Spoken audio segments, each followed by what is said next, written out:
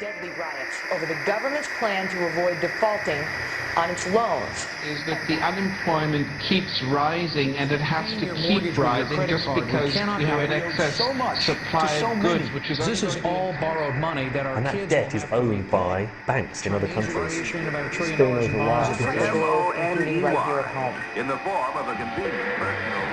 A filter cigarette that delivers the taste, and 45 malt liquor. Are you hot? Quite some time ago by a psychologist. America is sponsoring I first learned it from my grandmother. Now, my grandmother was a wonderful person. She taught me how to play the game Monopoly. She understood that the name of the game is to acquire. She would accumulate everything she could, and eventually she became the master of the board. And then she would always say the same thing to me. She'd look at me and she'd say, "One day, you'll learn to play the game." One summer, I played Monopoly almost every day, all day long. And that summer, I learned to play the game. I came to understand the only way to win is to make a total commitment to acquisition. I came to understand that money and possessions, that's the way that you keep score. And by the end of that summer, I was more ruthless than my grandmother. I was ready to bend the rules if I had to win that game. And I sat down with her to play that fall. I took everything she had. I watched her give her last dollar and quit in utter defeat. And then she had one more thing to teach me. Then she said, "Now it all goes back in the box." All those houses and hotels, all the railroads and utility companies, all that property and all that wonderful money. Now it all goes back in the box. None of it was really yours. You got all heated up about it for a while. But it was around a long time before you sat down at the board. And it will be here after you're gone. Players come and players go. Houses and cars, titles and clothes, even your body. Because the fact is that everything I clutch and consume and hoard is going to go back in the box, and I'm going to lose it all. You have to ask yourself, when you finally get the ultimate promotion, when you've made the ultimate purchase, when you buy the ultimate home, when you have stored up financial security and climbed the ladder of success to the highest rung you can possibly climb it, and the thrill wears off, and it will wear off, then what? How far do you have to walk down that road before you see where it leads? Surely you understand, it'll never be enough. So you have to ask yourself the question, what matters?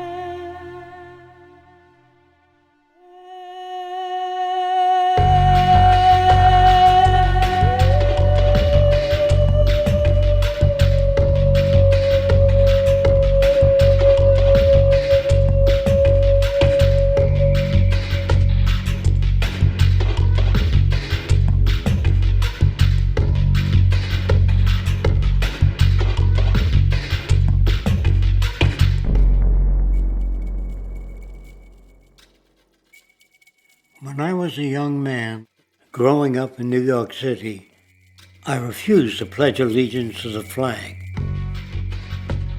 Of course, I was sent to the principal's office, and he asked me, "Why don't you want to pledge allegiance? Everybody does." I said, "Everybody once believed the earth was flat, but that doesn't make it so." I explained that America owed everything it has to other cultures and other nations, and that I would rather pledge allegiance to the earth and everyone on it. Needless to say, it wasn't long before I left school entirely, and I set up a lab in my bedroom. There I began to learn about science and nature. I realized then that the universe is governed by laws, and that the human being, along with society itself, was not exempt from these laws. Then came the crash of 1929, which began what we now call the Great Depression.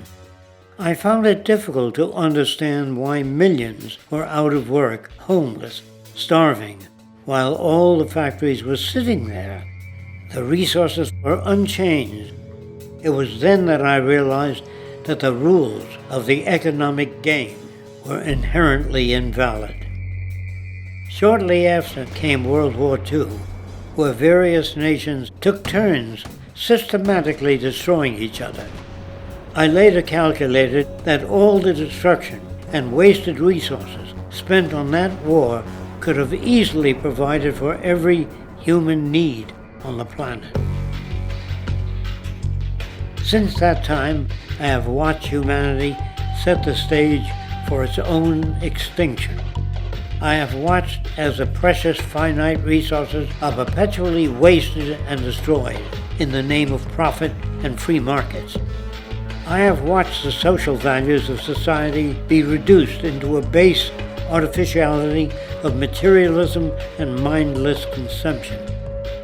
And I have watched as the monetary powers control the political structure of supposedly free societies. I'm 94 years old now, and I'm afraid my disposition is the same as it was 75 years ago. This shit's got to go.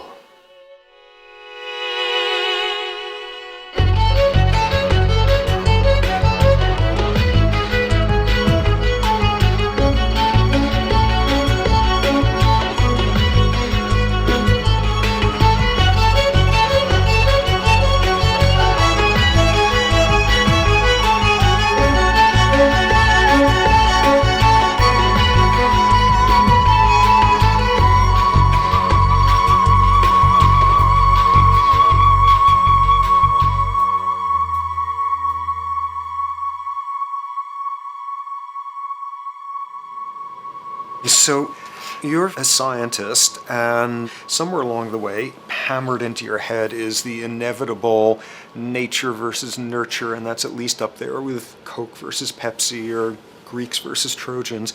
So nature versus nurture, this by now utterly oversimplifying view of where influences on how a cell deals with an energy crisis, up to what makes us who we are on the most individualistic levels of personality.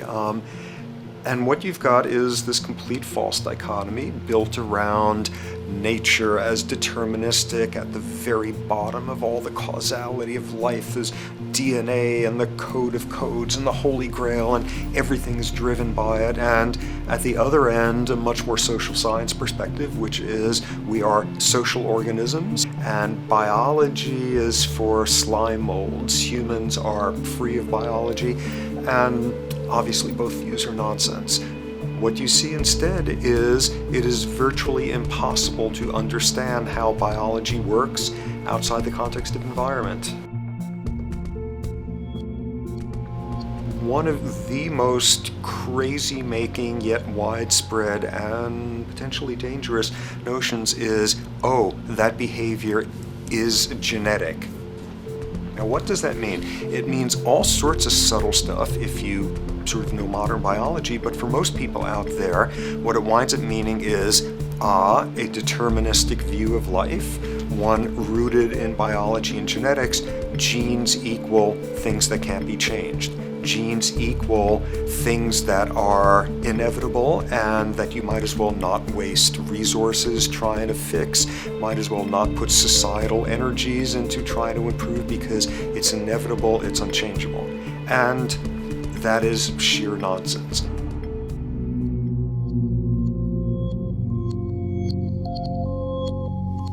It is widely thought that conditions like ADHD are genetically programmed, conditions like schizophrenia are genetically programmed. The truth is the opposite. Nothing is genetically programmed. They're very rare diseases. I mean, a small handful, extremely sparsely represented in the population that are truly genetically determined. Most complex conditions might have a predisposition that is a genetic component, but a predisposition is not the same as a predetermination. The whole search for the source of diseases in the genome was doomed to failure before anybody even thought of it, because most diseases are not genetically predetermined. Heart disease, cancer, strokes, rheumatoid conditions, autoimmune conditions in general, mental health conditions, addictions, these are none of them genetically determined. Breast cancer, for example, out of 100 women with breast cancer, only 7 will carry the breast cancer genes. 93 do not. And out of 100 women who do have the genes, not all of them will get cancer.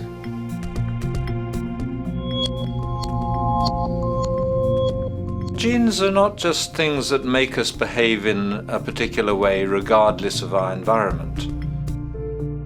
Genes give us different ways of responding to our environment. In fact, it looks as if some of the early childhood influences of a kind of child rearing affects gene expression, actually turning on and off different genes to put you on a different developmental track, which may suit the kind of world you've got to deal with. So, for example, a study done in Montreal with suicide victims looked at autopsies of the brains of these people. And it turned out that if a suicide victim, these are usually young adults, had been abused as children, the abuse actually caused a genetic change in the brain that was absent in the brains of people who had not been abused. That's an epigenetic effect. Epi means on top of, so that the epigenetic influence is what happens environmentally to either activate or deactivate certain genes. In New Zealand, there's a study that was done in a town called Dunedin, in which a few thousand individuals were studied from birth up to into their 20s. What they found was that they could identify a genetic mutation, an abnormal gene, which did have some relation to the predisposition to commit violence, but only if the individual had also been subjected to severe child abuse. In other words, a child with this abnormal gene would be no more likely to be violent than anybody else, and in fact they actually had a lower rate of violence than people with normal genes, as long as they weren't abused as children. Great additional example of the ways in which genes are not be-all, end-all. Fancy technique where you can take a specific gene out of a mouse, that mouse and its descendants will not have that gene, you have knocked out that gene. So there's this one gene that codes for a protein that has something to do with learning and memory, and this fabulous demonstration, knock out that gene and you have a mouse that doesn't learn as well. Ooh, a genetic basis for intelligence. What was much less appreciated in that landmark study that got picked up by the media left and right is take those genetically impaired mice and raise them in a much more enriched, stimulating environment than your normal mice in a lab cage, and they completely overcame that deficit. So when one says in a contemporary sense that, oh, this behavior is genetic, to the extent that that's even a valid sort of phrase to use, what you're saying is there is a genetic contribution to how this organism responds to environment. Genes may influence the readiness with which an organism will deal with a certain environmental challenge. that's not the version most people have in their minds, and not to be too soapboxing, but run with the old sort of version of it's genetic and it's not that far from a history of eugenics and things of that sort. It's a widespread misconception, and it's a potentially fairly dangerous one. One reason that the sort of biological explanation for violence, one reason that hypothesis is potentially dangerous, it's not just misleading, it can really do harm, is because if you believe that, you could very easily say, well, there's nothing we can do to change the predisposition people have to becoming violent. All we can do if somebody becomes violent is punish them, lock them up or execute them. But we don't need to worry about changing the social environment or the social preconditions that may lead people to become violent, because that's irrelevant. The genetic argument allows us the luxury of ignoring past and present historical and social factors. And in the words of Louis Menand, he wrote in the New Yorker, very astutely, he said, "It's all in the genes, an explanation for the way things are that does not threaten the way things are. Why should someone feel unhappy or engage in antisocial behavior when that person is living in the freest and most prosperous nation on earth? It can't be the system. There must be a flaw in the wiring somewhere," which is a good way of putting it. So the genetic argument is simply a cop-out, which allows us to ignore the social and economic and political factors that in fact underlie many troublesome behaviors.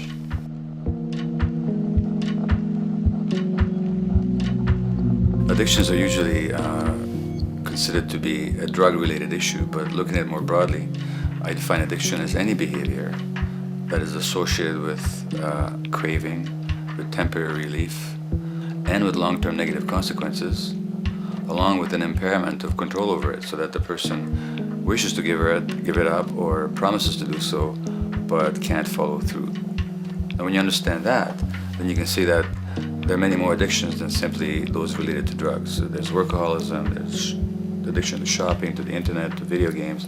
There's the addiction to power. People have power, but they want more and more and more. Nothing is ever enough for them. Acquisition, corporations that must own more and more. The addiction to oil, or at least to the wealth and to the products made accessible to us by oil. Look at the negative consequences on the environment. We're destroying the very earth that we inhabit for the sake of that addiction. Now, these addictions are far more devastating in their social consequences than the cocaine or heroin habits of my downtown East Side patients. Yet they're rewarded and considered to be respectable. The tobacco company executive that shows a higher profit will get a much bigger reward. He doesn't face any negative consequences legally or otherwise. In fact, he's a respected member of the board of several other corporations. But tobacco smoke-related diseases kill 5.5 million people around the world every year. In the United States, they kill 400,000 people a year. And these people are addicted to what? To profit. To such a degree are they addicted that they're actually in denial about the impact of their activities, which is typical for addicts, is denial. And that's a respectable one. It's respectable to be addicted to profit no matter what the cost. So what is acceptable and what is respectable is a highly arbitrary phenomenon in our society. And it seems like the greater the harm, the more respectable the addiction.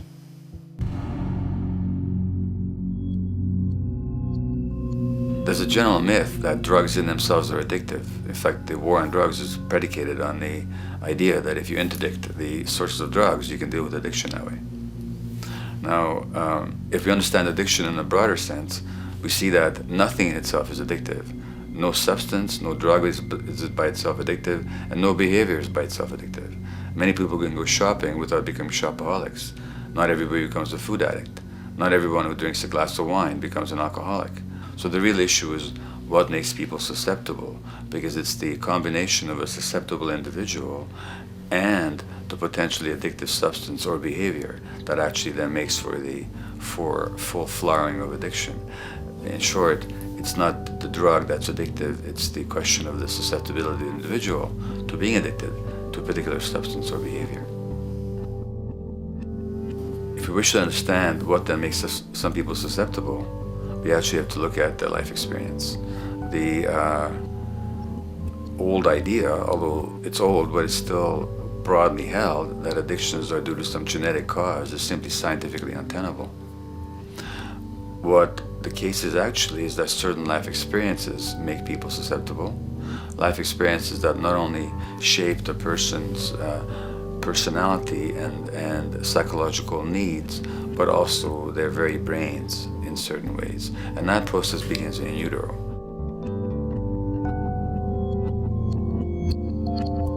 It's been shown, for example, that if you stress mothers during pregnancy, their children are more likely to have traits that predispose them to addictions. And that's because development is shaped by the psychological and social environment. So the biology of human beings is very much affected by and programmed by their life experiences beginning in utero. Environment does not begin at birth. Environment begins as soon as you have an environment. As soon as you are a fetus, you are subject to whatever information is coming through mom's circulations, hormones, levels of nutrients. Great landmark example of this, something called the Dutch hunger winter.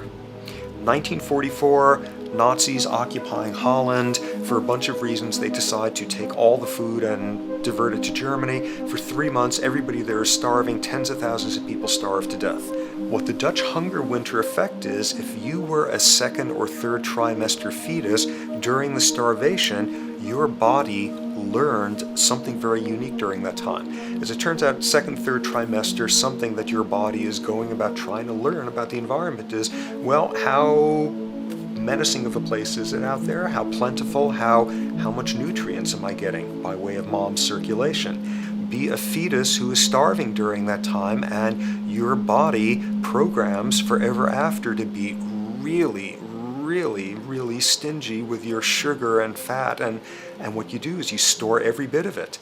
Be a Dutch hunger winter fetus, and half a century later, everything else being equal, you are more likely to have high blood pressure, obesity, or metabolic syndrome. That is environment coming in a very unexpected place. You can stress animals in a laboratory when they're pregnant, and their offspring will be more likely to use cocaine and alcohol as adults. You can stress human mothers. For example, in a British study, women who are abused in pregnancy will have higher levels of the stress hormone cortisol in their placenta at birth, and their children are more likely to have conditions that predispose them to addictions by age 7 or 8. So in utero stress already prepares the ground for all kinds of mental health issues. Israeli study done prior on children born to mothers who were pregnant prior to the onset of the 1967 war. These women, of course, are very stressed, and their offspring have a higher incidence of schizophrenia than the average cohort. So there's plenty of evidence now that prenatal effects have a huge impact on the developing human being.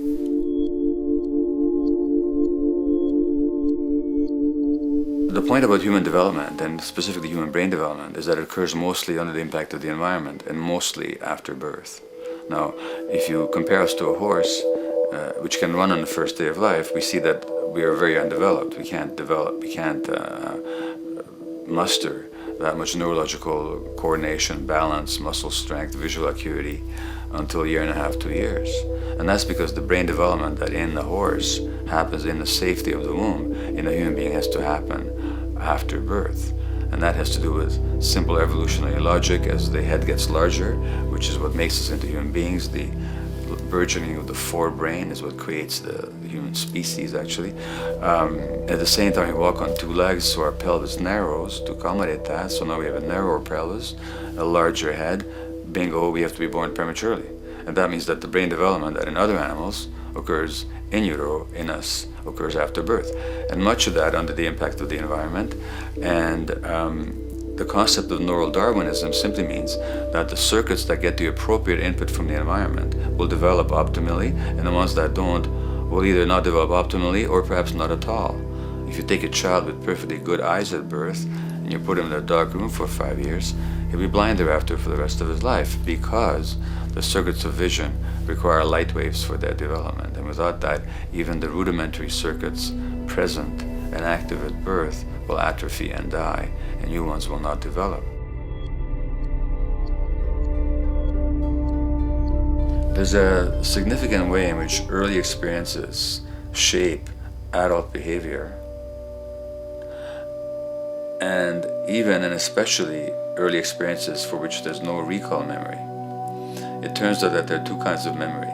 There is explicit memory, which is recall. This is when you can call back facts, details, episodes, circumstances.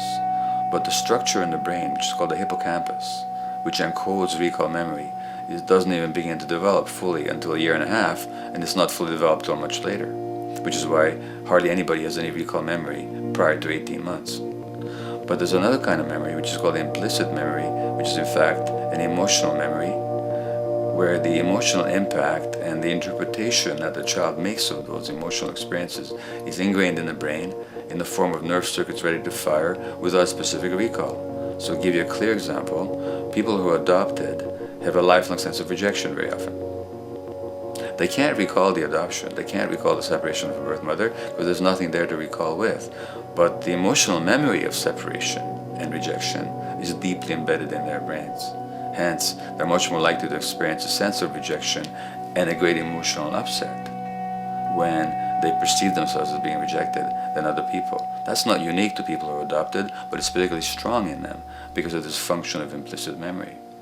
People who are addicted, given that they, according to all the research literature, certainly in my experience, the hardcore addicts virtually were all significantly abused as children or suffered severe emotional loss. Their emotional or implicit memories are those of a world that's not safe and not helpful, caregivers who are not to be trusted, and relationships that are not safe enough to open up to vulnerably.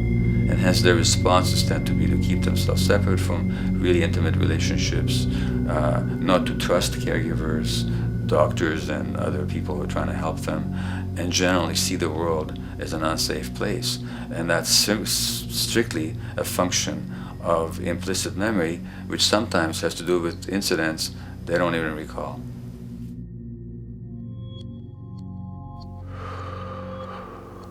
Infants who are born premature are often in incubators and various types of gadgetry and machinery for weeks and perhaps months. It's now known that if these children are touched and stroked on the back for just 10 minutes a day, that promotes their brain development. So human touch is essential for development. And in fact, infants who are never picked up will actually die. That's how much of a fundamental need being held is to human beings. In our society, there's an unfortunate tendency to tell parents not to pick up their kids, not to hold them, not to pick up babies who are crying for fear of spoiling them, or to encourage them to sleep through the night. You don't pick them up, which is just the opposite of what the child needs. And these children might go back to sleep because they give up and their brains just shut down as a way of defending against the vulnerability of being abandoned really by their parents. But their implicit memories will be that of a world that doesn't give a damn. A lot of these differences are structured very early in life. In a way, if you like, the parental experience of adversity, how tough life is or how easy it is passed on to children, whether through maternal depression or parents being bad-tempered with their kids because they've had a hard day or just being too tired at the end of the day.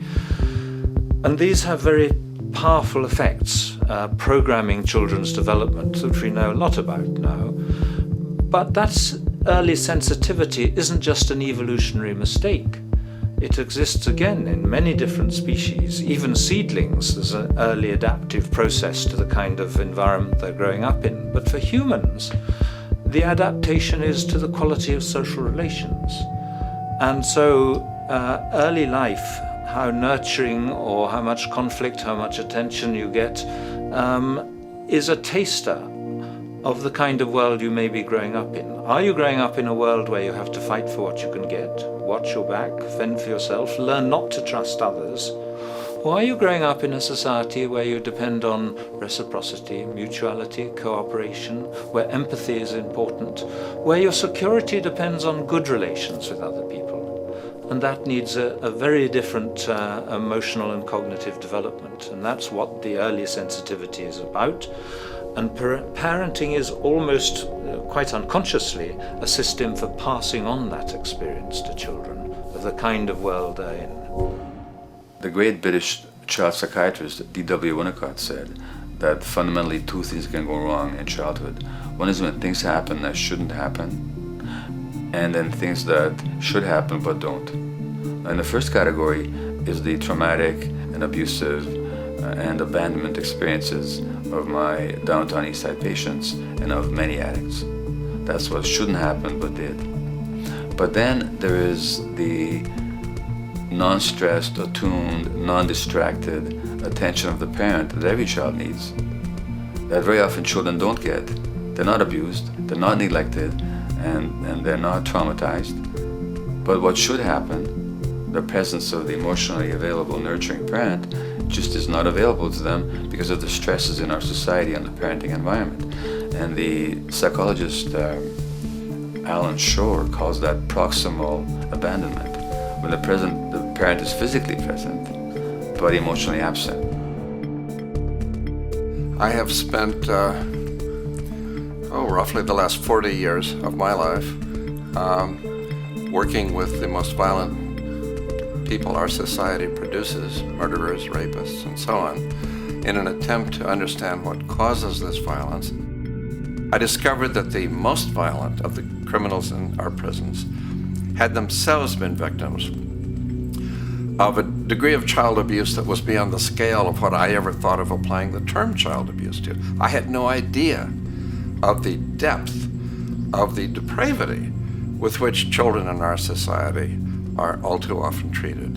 The most violent people I saw were themselves the survivors of their own attempted murder, often at the hands of their parents or other people in their social environment, or were the survivors of family members who'd been killed, their closest family members, by other people. The Buddha argued that everything depends on everything else. He says the one contains the many and the many contains the one. That you can't understand anything in isolation from its environment. The leaf contains the sun, the sky, and the earth, obviously. This has not been shown to be true, of course, all around, and specifically when it comes to human development. The modern scientific term for it is the biopsychosocial nature of human development, which says that the biology of human beings depends very much on their interaction with the social and psychological environment. And specifically, the psychiatrist and researcher Daniel Siegel at University of California, Los Angeles, UCLA, has coined the phrase interpersonal neurobiology, which means to say that the way that our nervous system functions depends very much on our personal relationships. In the first place with the parenting caregivers, and in the second place with other important attachment figures in our lives, and in the third place with our entire culture. So that you can't separate the neurological functioning of a human being from the environment in which he or she grew up in and continues to exist in. And this is true throughout the life cycle. It's particularly true when you're dependent and helpless and your brain is developing, but it's true even in adults and even at the end of life. Human beings have lived in almost every kind of society, from the most egalitarian, hunting and gathering societies seem to have been very egalitarian, for instance, based on food sharing, gift exchange. Small bands of people living predominantly off of foraging, but a little bit of hunting. Predominantly among people you have at the least known your entire life, if not surrounded by third cousins or closer, in a world in which there is a great deal of fluidity between different groups, in a world in which there is not a whole lot in terms of material culture. This is how humans have spent most of their hominid history. And no surprise, that makes for a very different world. One of the things you get as a result of that is far less violence. Organized group violence is not something that occurred at that time of human history, and that seems quite clear. So where did we go wrong? Violence is not universal. It's not symmetrically distributed throughout the human race. There is a huge variation in the amount of violence in different societies. There are some societies that have virtually no violence. There are others that destroy themselves. Some of the Anabaptist religious groups that are complete, strict pacifists, like the Amish, the Mennonites, the Hutterites. Among some of these groups, the Hutterites, there are no recorded cases of homicide. During our major wars, like World War II, where people were being drafted, they would refuse to serve in the military. They would go to prison rather than serve in the military. In the kibbutzim in Israel, the level of violence is so low that the criminal courts there will often send violent offenders, people who have committed crimes, to live on the kibbutzim in order to learn how to live a nonviolent life, because that's the way people live there. So we are amply shaped by society. Our societies in the broader sense, including our theological, our metaphysical, our linguistic influences, etc., our societies help shape us as to whether or not we think life is basically about sin or about beauty, whether the afterlife will carry a price for how we live our lives or if it's irrelevant. In a broad sort of way, different large societies could be termed as individualistic or collectivist, and you get very different people and different mindsets, and I suspect different brains coming along with that.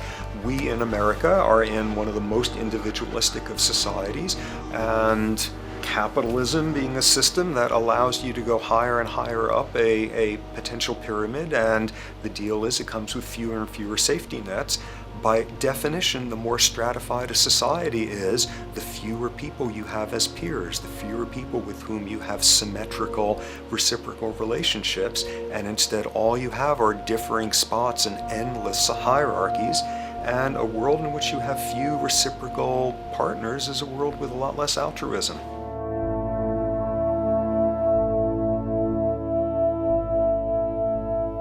Alright, so this brings us to a total impossible juncture, which is to try to make sense in perspective of science as to what the nature is of human nature. You know, on a certain level, the nature of our nature is not to be particularly constrained by our nature. We come up with more social variability than any species out there, more systems of belief, of styles of family structures, of ways of raising children. The capacity for variety that we have is extraordinary. In a society which is predicated on competition and really very often the ruthless exploitation of one human being by another, the profiteering of other people's problems, and very often the creation of problems for the purpose of profiteering, the ruling ideology will very often justify that behavior by appeals to some fundamental and unalterable human nature. So the myth in our society is that people are competitive by nature, and that they're individualistic, and that they're selfish. The real reality is quite the opposite. We have certain human needs. The only way that you can talk about human nature concretely is by recognizing that there's certain human needs. We have a human need for companionship and for close contact, to be loved, to be attached to be accepted, to be seen, to be received for who we are. If those needs are met, we develop into people who are compassionate and cooperative and who have empathy for other people. So the opposite that we often see in our society is in fact the distortion of human nature, precisely because so few people have their needs met.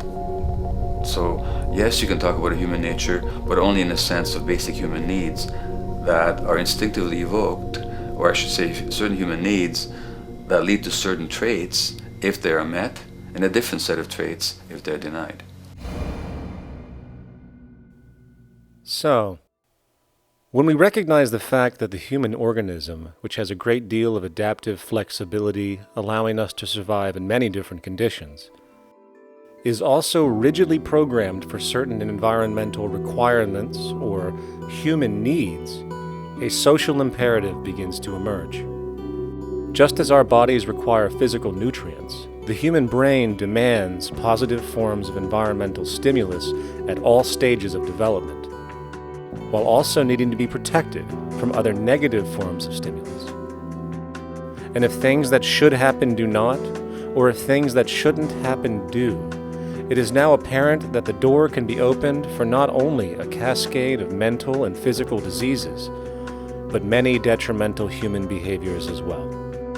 So as we turn our perspective now outward and take account for the state of affairs today, we must ask the question, is the condition we have created in the modern world actually supporting our health?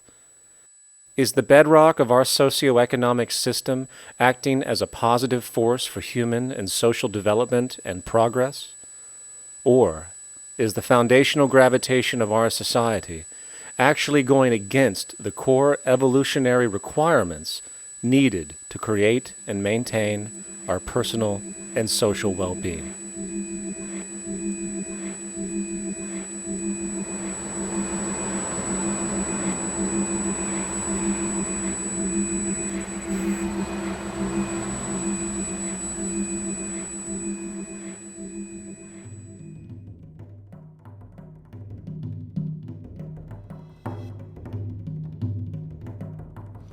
So one might ask, where did this all begin? What we have today, really a world in a state of cumulative collapse. You get it started with John Locke. And John Locke introduces property, and he has three provisos for just private right and property. And the three provisos are that there must be enough left over for others, and that you must not let it spoil, and that you, most of all, must mix your labor with it. It seems justified. You mix your labor with the world, then you're entitled to the product, and as long as there's enough left over for others, and as long as it doesn't spoil, you don't allow anything to go to waste, that's okay. Well, he spends a long time of his famous treatise of government, and it's since been the canonical text for economic and political and legal understanding. Is still a classic text that's studied. Well, what he did is, after he gives the provisos, and you're almost thinking at the time whether you're for private property or not, he's given a very good and plausible and powerful defense of private property here. Well, he drops them. He drops them like that, right in one sentence. He says, well, once the introduction of money came in by men's tacit consent, then it became, and he doesn't say all the provisos are canceled, erased, but that's what happens. So now we have not product and your property earned by your own labor. Oh no, money buys labor now. There's no longer consideration of whether there's enough left over for others.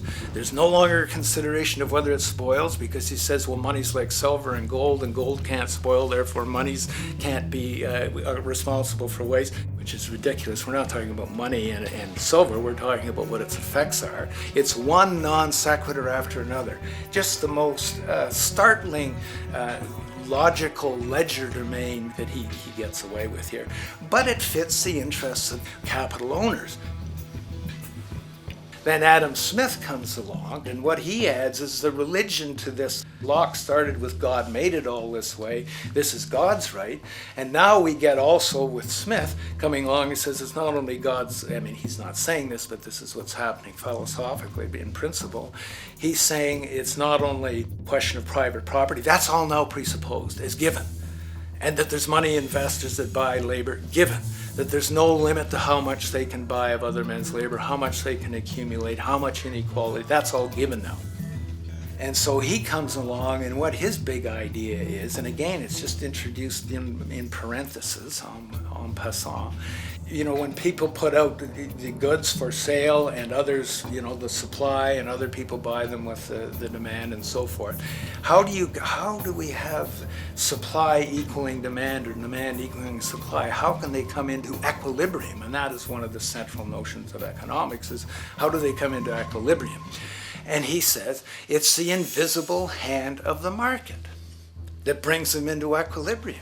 So now we have God is actually immanent. He just didn't give the rights to property and how, all its wherewithal and its natural rights of doing all that Locke said. Now we have the system itself as God. In fact, Smith says, when he talks, and you'll never find this quote again, I have to read the whole of the Inquiry into the Wealth of Nations. He says, the scantiness of subsistence sets limits to the reproduction of the poor, and that nature can deal with this in no other way than elimination of their children. So he anticipated evolutionary theory in the worst sense applied. This is well before Darwin. And so he called them the race of laborers. So you can see there was inherent racism built in here. There was an inherent acceptance, life blindness to kill innumerable children. And he thought, well, that's the invisible hand making supply meet demand and demand meet supply. So see how wise God is. So you can see a lot of the really virulent, life-destructive, eco-genocidal things that are going on now have, in a way, a thought gene back in Smith too. When we reflect on the original concept of the so-called free market capitalist system, as initiated by early economic philosophers such as Adam Smith, we see that the original intent of a market was based around real, tangible, life-supporting goods for trade.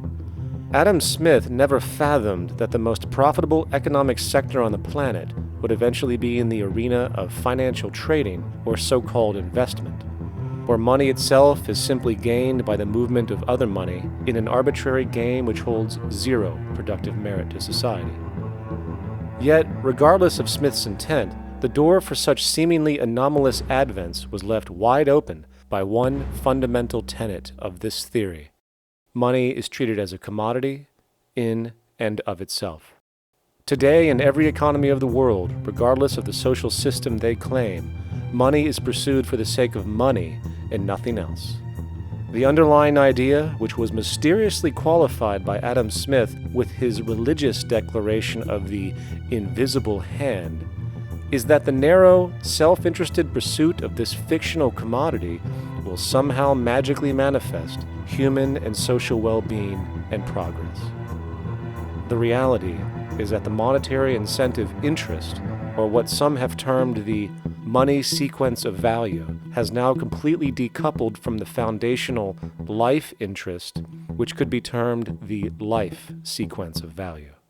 What has happened is that there's a complete confusion in economic doctrine between those two sequences. They think that the money sequence of value delivers the life sequence of value, and that's why they say if more goods are sold, if GDPs rise and so forth, therefore there'll be more well-being, enhanced well-being. We take the GDP to be basically our indicator of social health. Well, there you see the confusion. It's talking about money sequences of value, that is all the receipts, all the revenues that are derived from selling goods, and they're confusing that with life reproduction, so that you have built right into this thing from the beginning is a complete conflation of the money and life sequences of value. So we're dealing with a kind of structured delusion that becomes more and more deadly as the money sequence decouples from producing anything at all. So it's a system disorder, and the system disorder seems to be fatal.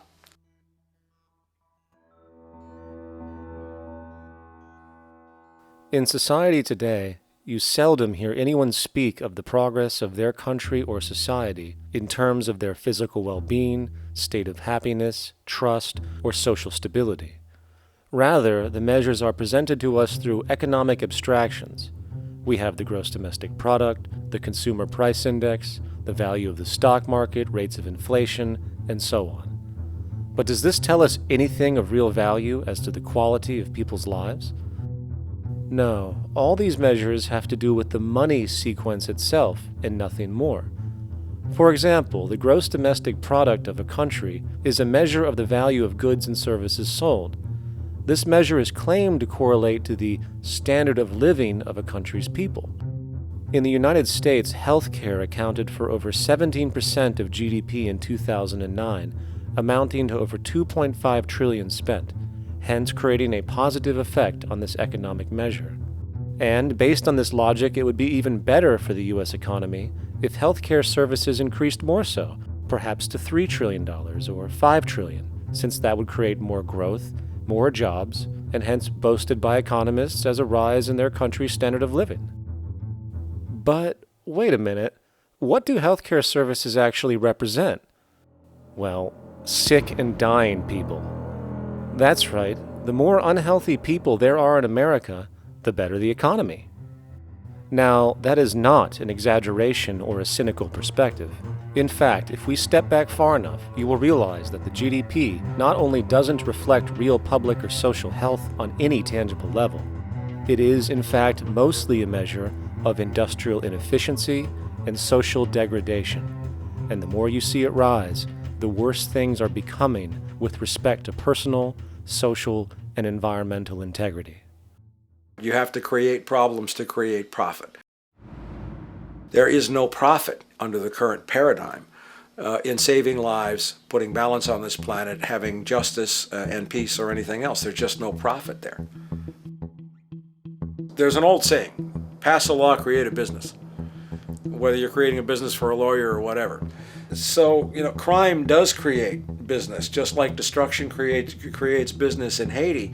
We have now roughly 2 million people incarcerated in this country, and of those, many of them are in prisons run by private corporations, Corrections Corporation of America, Wackenhut, who trade their stock on Wall Street based upon how many people are in jail.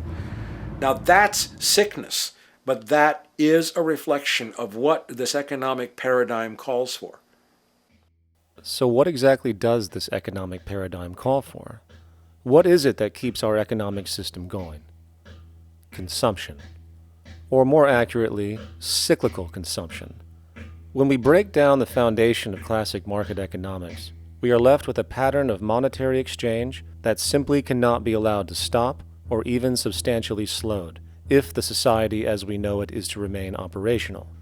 There are three main actors on the economic stage: the employee, the employer, and the consumer. The employee sells labor to the employer for income. The employer sells its production services and hence goods to the consumer for income. And the consumer, of course, is simply another role of the employer and employee, spending back into the system to enable the cyclical consumption to continue.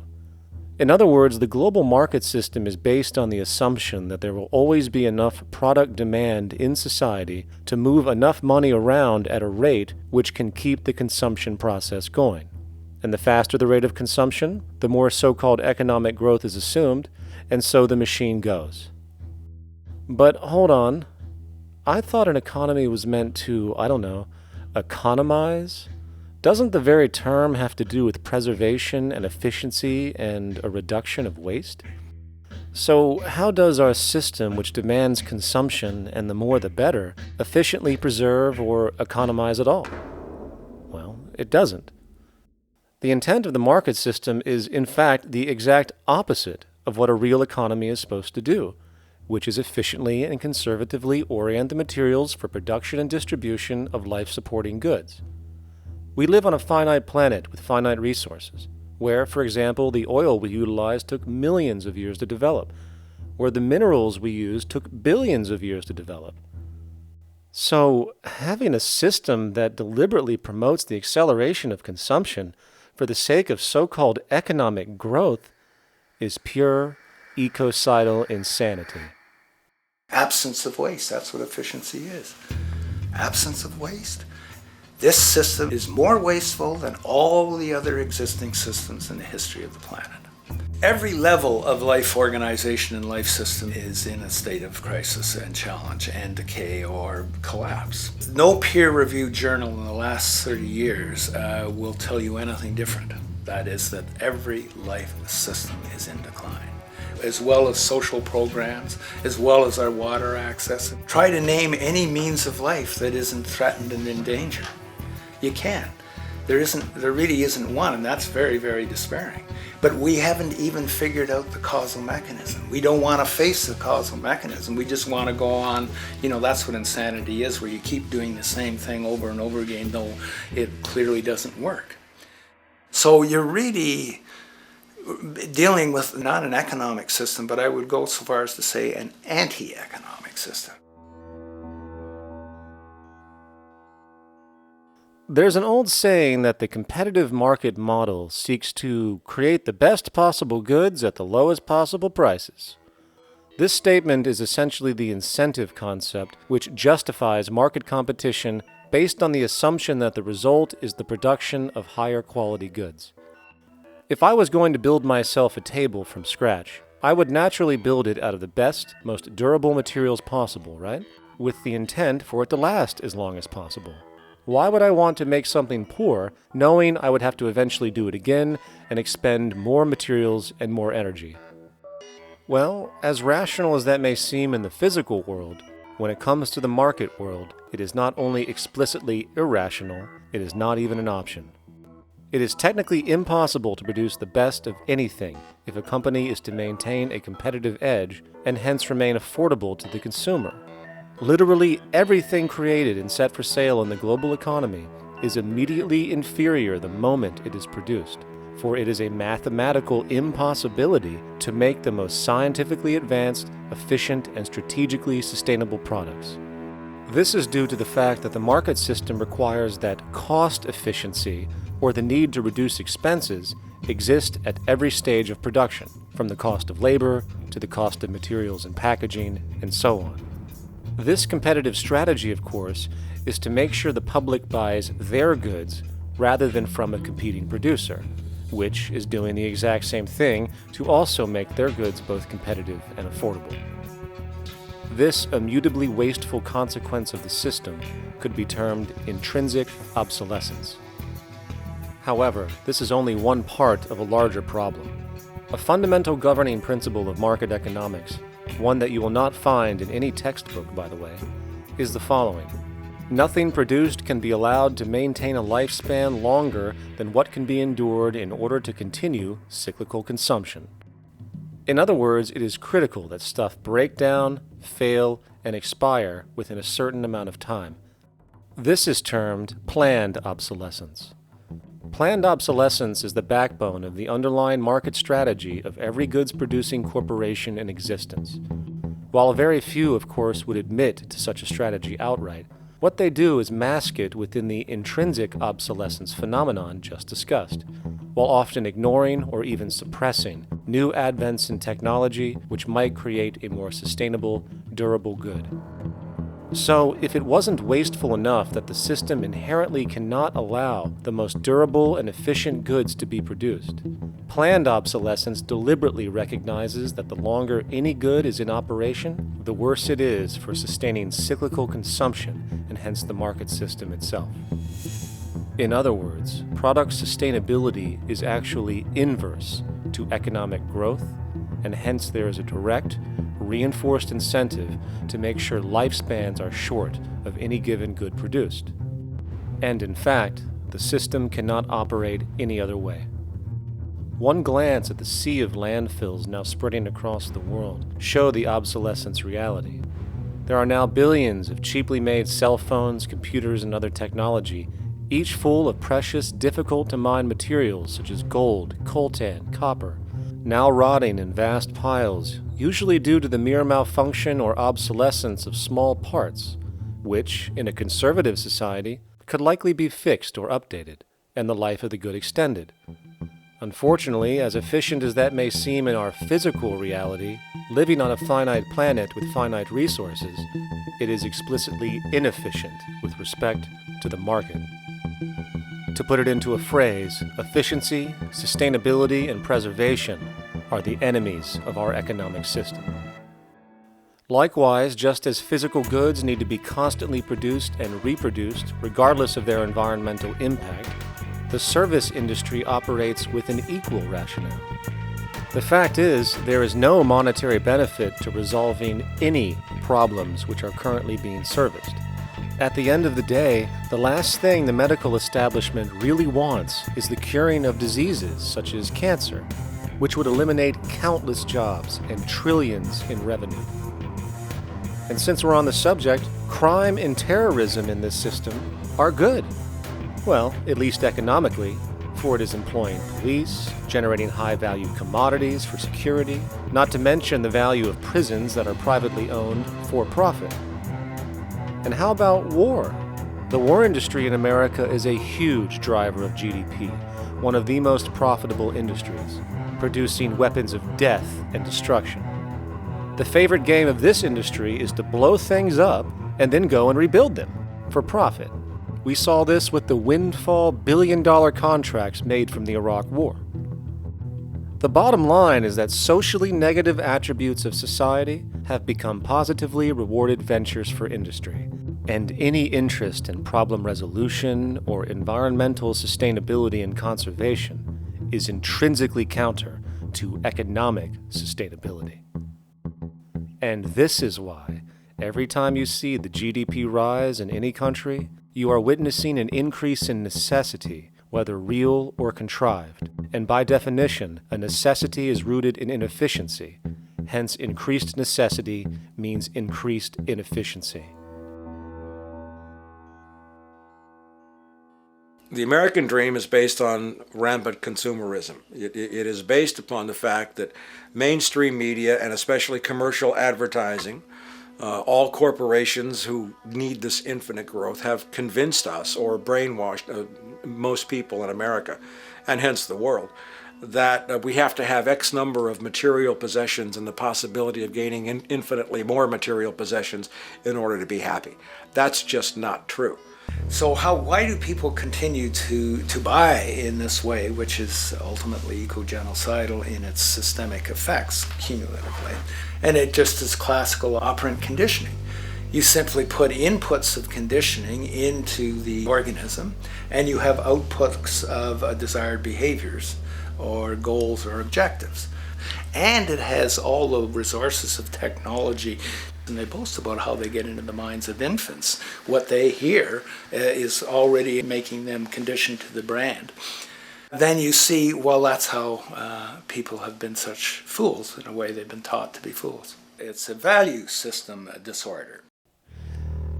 You know, if there is any testament to the plasticity of the human mind, if there is any proof to how malleable human thought is and how easily conditioned and guided people can become based on the nature of their environmental stimulus and what it reinforces, the world of commercial advertising is the proof.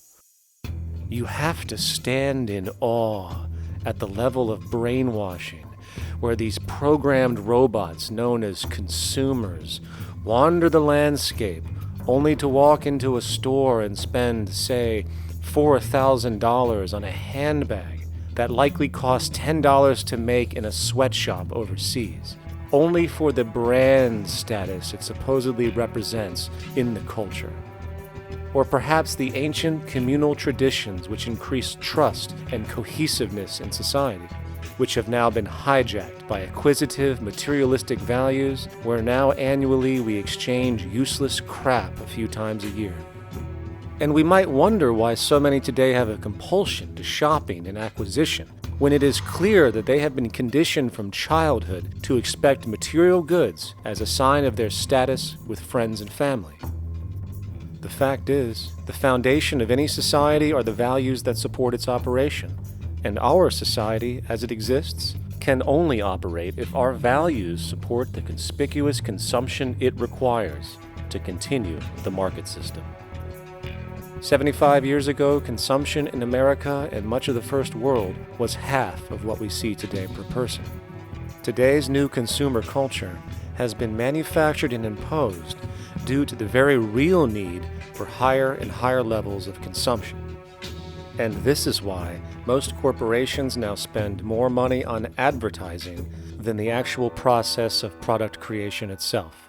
They work diligently to create a false need for you to fill, and it happens to work.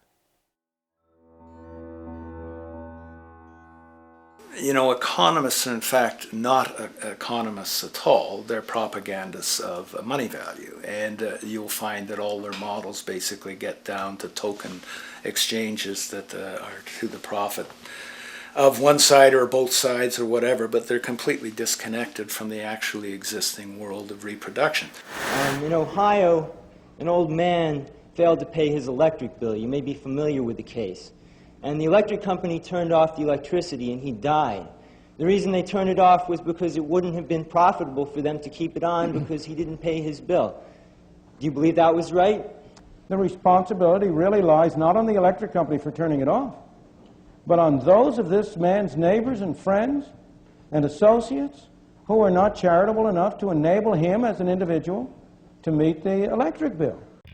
Did I hear that right? Did he just say the death of a man caused by not having money was the responsibility of other people, or in effect, charity?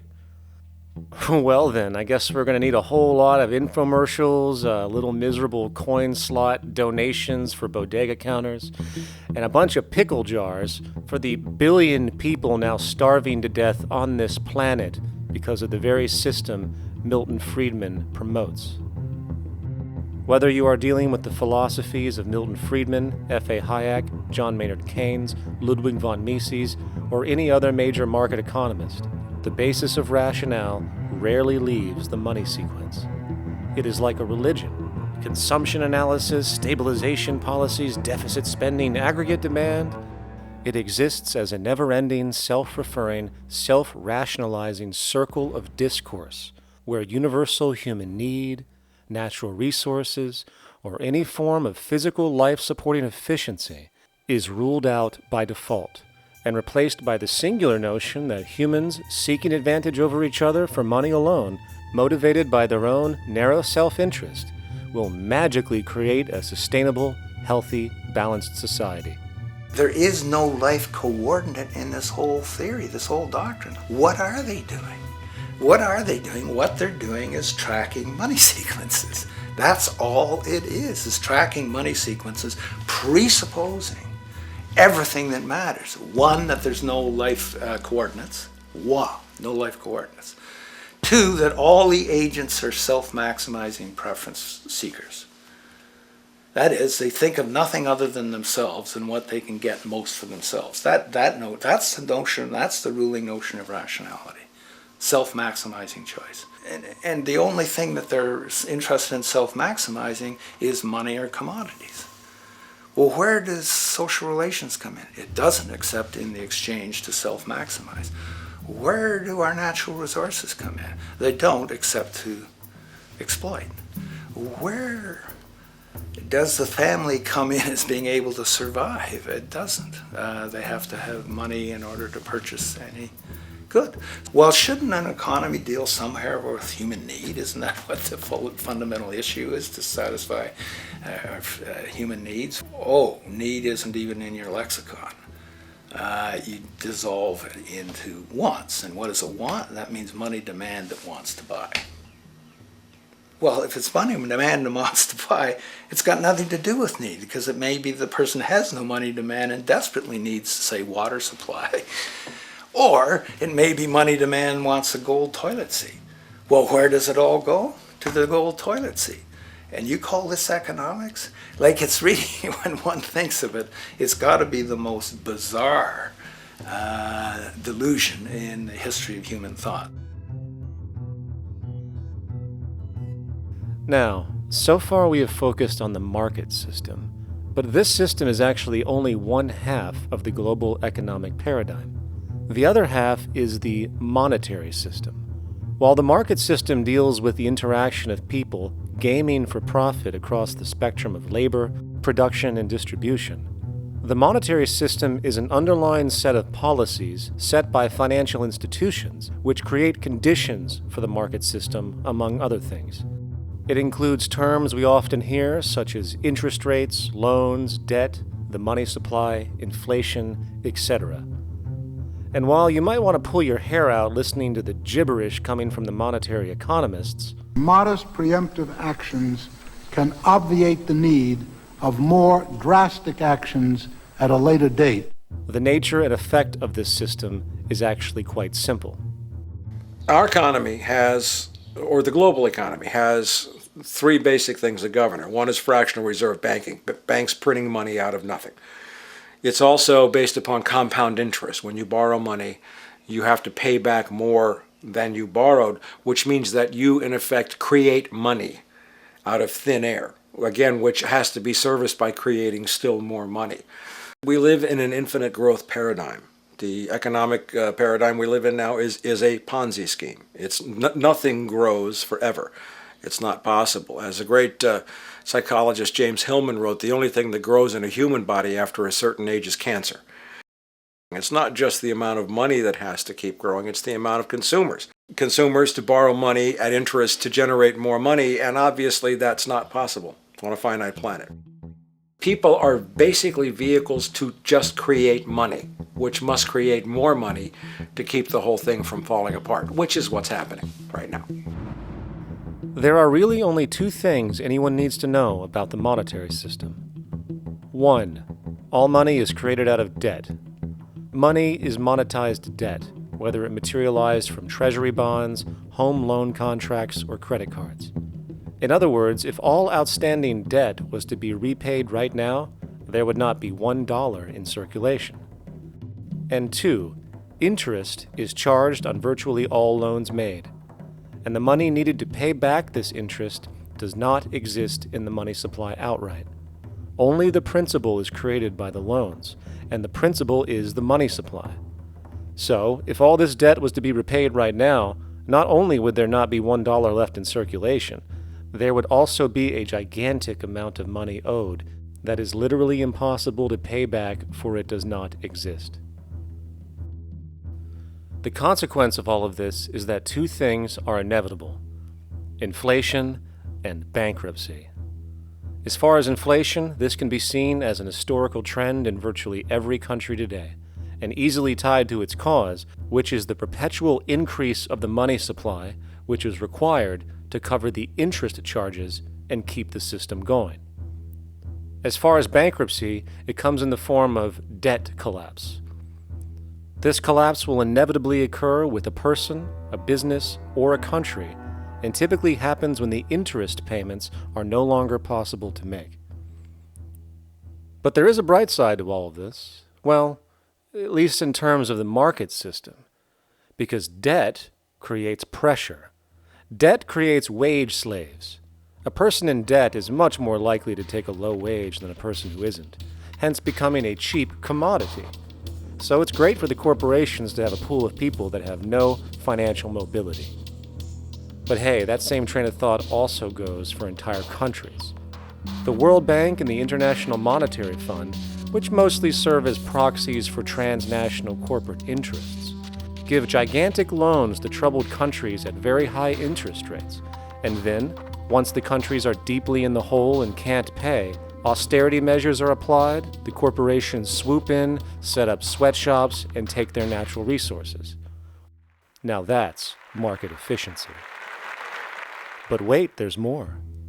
You see, there's this unique hybrid of the monetary and market system called the stock market, which rather than, actually produce anything real, they just buy and sell money itself.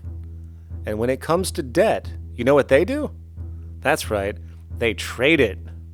They actually buy and sell debt for profit, from credit default swaps and collateralized debt obligations for consumer debt, to complex derivative schemes used to mask the debt of entire countries, such as the collusion of investment bank Goldman Sachs in Greece, which nearly collapsed the entire European economy. So when it comes to the stock market and Wall Street, we have an entirely new level of insanity born out of the money sequence of value. All you need to know about markets was written in an editorial in the Wall Street Journal a couple years ago. It was called Lessons of the Brain-Damaged Investor. And in this editorial, they explain why people with slight brain damage do better as investors than people with normal brain functionality. Why? Because the slightly brain damaged person has no empathy. And that's the key. If you don't have any empathy, you do well as an investor. And so Wall Street breeds people who have no empathy, to go in there and to make decisions and make trades that they have no compunction about and no thought whatsoever as to what they're doing might affect their fellow human being. So they breed these robots, these people who have no souls. And since they don't even want to pay these people anymore, they're now breeding robots, real algorithmic traders. Goldman Sachs and the high-frequency trading scandal. They put a computer next to the exchange, the New York Stock Exchange. This computer, this co-located computer, as they call it, it front runs all the trades on the exchange, and it hits the exchange with volumes of orders in ways that scalp pennies and nickels away from the exchange. It's like they're siphoning money all day long. They went one quarter last year, 30 or 60 straight days without a single down day and made millions of dollars every single day. Is that because, well, that's statistically impossible. When I worked on Wall Street, the way it works is everyone kicks upstairs the bribes. The brokers bribe to the office manager bribes to the regional sales manager bribes to the national sales manager. It's a common understanding. At Christmas, who gets the biggest bonus at Christmas in an average brokerage office? The compliance officer. The compliance officer sits there all day long. He's supposed to be making sure you don't violate any of the margin rules and you're complying with the law. Of course, yeah, to the extent that you can bribe the compliance officer, yeah, that's right, you are complying with the law. So how does fraud has become the system? It's no longer a byproduct. It is the system. You know, it's like that old Woody Allen joke. He says, "Doctor, my brother thinks he's a chicken." And the doctor says, "Take a pill, and that should cure the problem." And he says, "No, doctor, you don't understand. We need the eggs." Okay? So the trading of fraudulent claims back and forth between banks to generate fees, to generate bonuses, has become the GDP producing growth engine of the United States economy. Even though they're essentially trading fraudulent claims that there's absolutely no hope of ever paying back. They're processing and generating and resecuritizing nothing. If I write $20 billion on a cocktail napkin and I sell it to JP Morgan, while JP Morgan writes $20 billion on a cocktail napkin, and we swap those two cocktail napkins at a bar, and we each pay ourselves 1/4% in a fee, we make a lot of money for our Christmas bonus. We each have on our books a $20 billion cocktail napkin, which has no real value until such time as the system is no longer able to absorb bogus cocktail napkins, in which case we go to the government to get bailed out. And because of Wall Street and the global stock market, there are now conservatively about $700 trillion of outstanding fraudulent claims known as derivatives, still waiting to collapse, a value amounting to over 10 times the gross domestic product of the entire planet. And while we have seen the bailouts of corporations and banks by governments, which of course comedically borrow their money from banks to begin with, we are now seeing attempts to bail out whole countries by conglomerates of other countries through the international banks. But how do you bail out a planet? There is no country out there that isn't now saturated in debt. The cascade of sovereign debt defaults we have seen can only be the beginning when the math is taken into account. It has been estimated in the United States alone that income tax would need to be raised to 65% per person just to cover the interest in the near future. Economists are now foreshadowing that within a few decades, 60% of the countries on the planet will be bankrupt. But hold on, let me get this straight. The world is going bankrupt, whatever the hell that means, because of this idea called debt, which doesn't even exist in the physical reality. It's only part of a game that we've invented. And yet the well-being of billions of people is now being compromised. Extreme layoffs, tent cities, accelerating poverty, austerity measures imposed, schools shutting down, child hunger, and other levels of familial deprivation, all because of this elaborate fiction.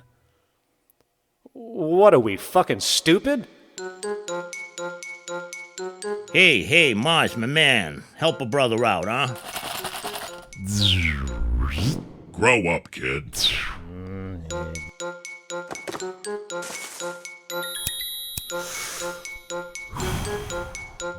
Saturn, what's up, man? You remember that smoking nebula I hooked you up with a while back? Listen, Earth, we're getting really tired of you. You've been given everything, and yet you waste it all. You got plenty of resources, and you know it. Why don't you grow up and learn some responsibility, for Christ's sake? You're making your mother miserable.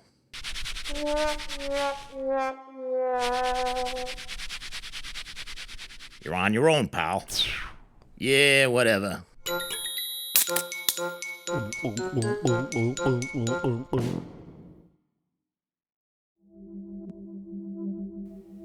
Now, all of this considered, from the waste machine known as the market system to the debt machine known as the monetary system, hence creating the monetary market paradigm which defines the global economy today, there is one consequence that runs through the entire machine: inequality.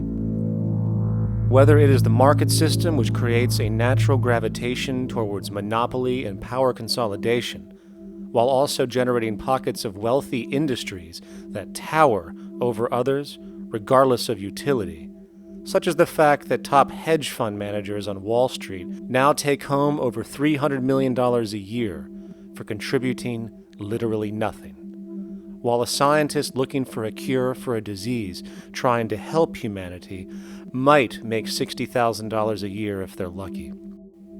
Or whether it is the monetary system, which has class division built right into its structure. For example, if I have $1 million to spare and I put it into a CD at 4% interest, I will make $40,000 a year. No social contribution, no nothing.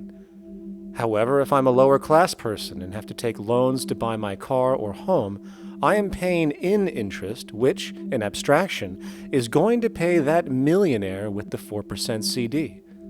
This stealing from the poor to pay the rich is a foundational, built-in aspect of the monetary system, and it could be labeled structural classism. Of course, historically, social stratification has always been deemed unfair, but obviously accepted overall as now 1% of the population owns 40% of the planet's wealth. But, material fairness aside, there is something else going on underneath the surface of inequality, causing an incredible deterioration in public health as a whole. Well, I think people are often puzzled by the contrast between the material success of our societies, unprecedented levels of wealth, and the many social failings. I mean, you know, if you look at the rates of drug abuse or violence or self-harm amongst kids or mental illness, there's clearly something going deeply wrong with our societies. What the data that I've been describing does is simply shows that intuition that people have had for hundreds of years, that inequality is divisive and socially corrosive, that intuition is truer than I think we ever imagined. There are very powerful psychological and social effects of inequality, more to do, I suppose, with feelings of superiority and inferiority, that kind of division, and maybe going with the sort of respect, disrespect, people feeling looked down on at the bottom, which, by the way, is why violence is more common in more unequal societies. It's the trigger to violence is so often people feeling looked down on and disrespected. If there is one principle I can emphasize that is the most important principle underlying the prevention of violence, it would be equality. The single most significant factor that affects the rate of violence is the degree of equality versus the degree of inequality in that society. So what one's looking at is a sort of general social dysfunction. It's not just one or two things that go wrong as inequality increases. It seems to be everything, whether we're talking about crime or health or mental illness or whatever. One of the really disturbing findings out in public health there is never ever make the mistake of being poor. or being born poor, your health pays for it in endless sorts of ways, something known as the health socioeconomic gradient.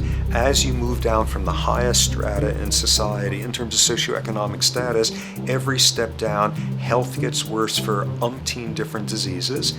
Life expectancy gets worse, infant mortality rate, everything you could look at. So a huge issue has been, why is it that this gradient exists? Totally simple, obvious answer, which is if you are chronically sick, you're not going to be very productive, so health causes drive socioeconomic differences. Not that in the slightest. On the very simple level that you could look at socioeconomic status of a 10-year-old, and that's going to predict something about their health decades later. So that's the direction of causality.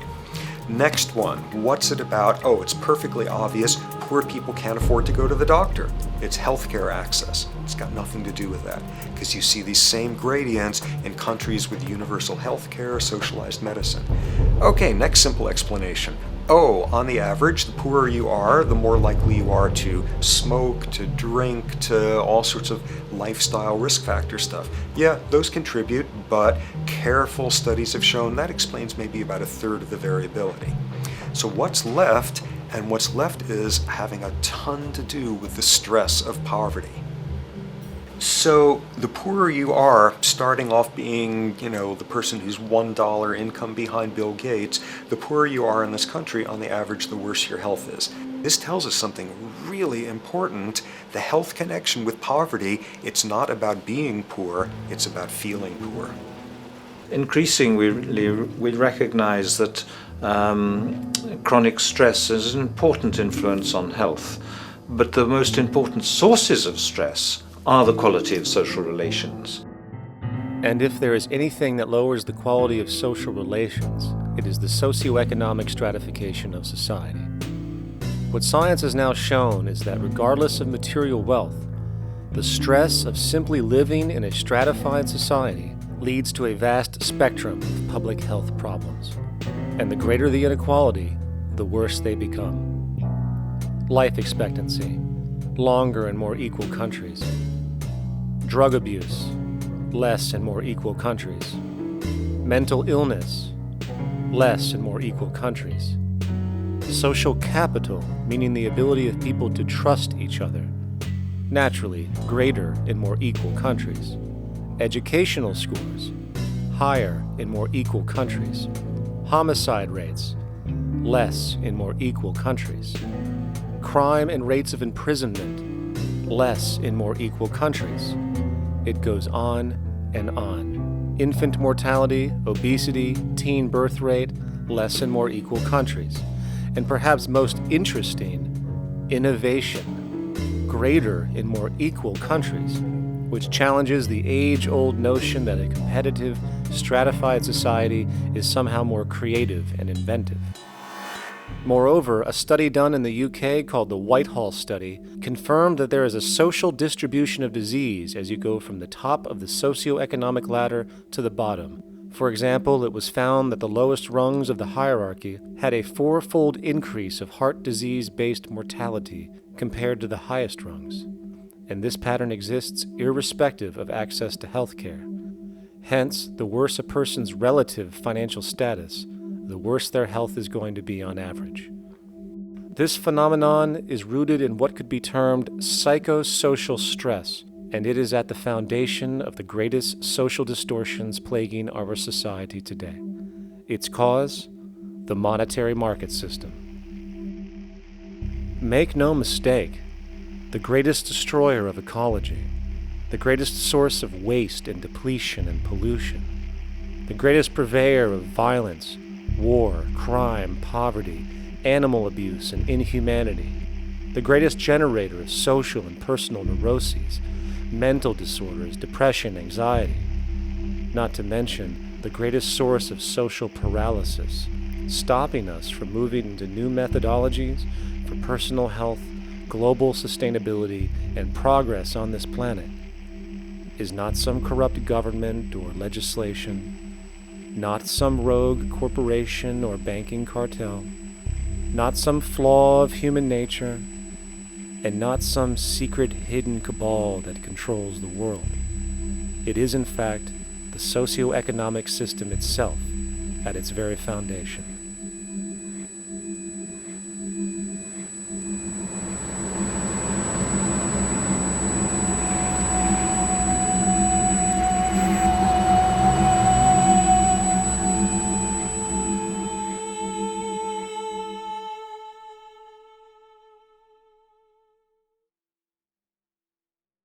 Let's imagine for a moment we had the option to redesign human civilization from the ground up. What if, hypothetically speaking, we discovered an exact replica of the planet Earth, and the only difference between this new planet and our current one is that human evolution had not occurred. It was an open palette. No countries, no cities, no pollution, no Republicans, just a pristine, open environment. So, what would we do? Well, first we need a goal, right? And it's safe to say that goal would be to survive. And not to just survive, but to do so in an optimized, healthy, prosperous way. Most people indeed desire to live, and they would prefer to do so without suffering. Therefore, the basis of this civilization needs to be as supportive and hence sustainable for human life as possible, taking into account the material needs of all the world's people, while trying to remove anything that could hurt us in the long run. That goal of, say, maximum sustainability understood, the next question regards our method. What kind of approach do we take? Well, let's see. Last I checked, politics was the method of social operation on Earth.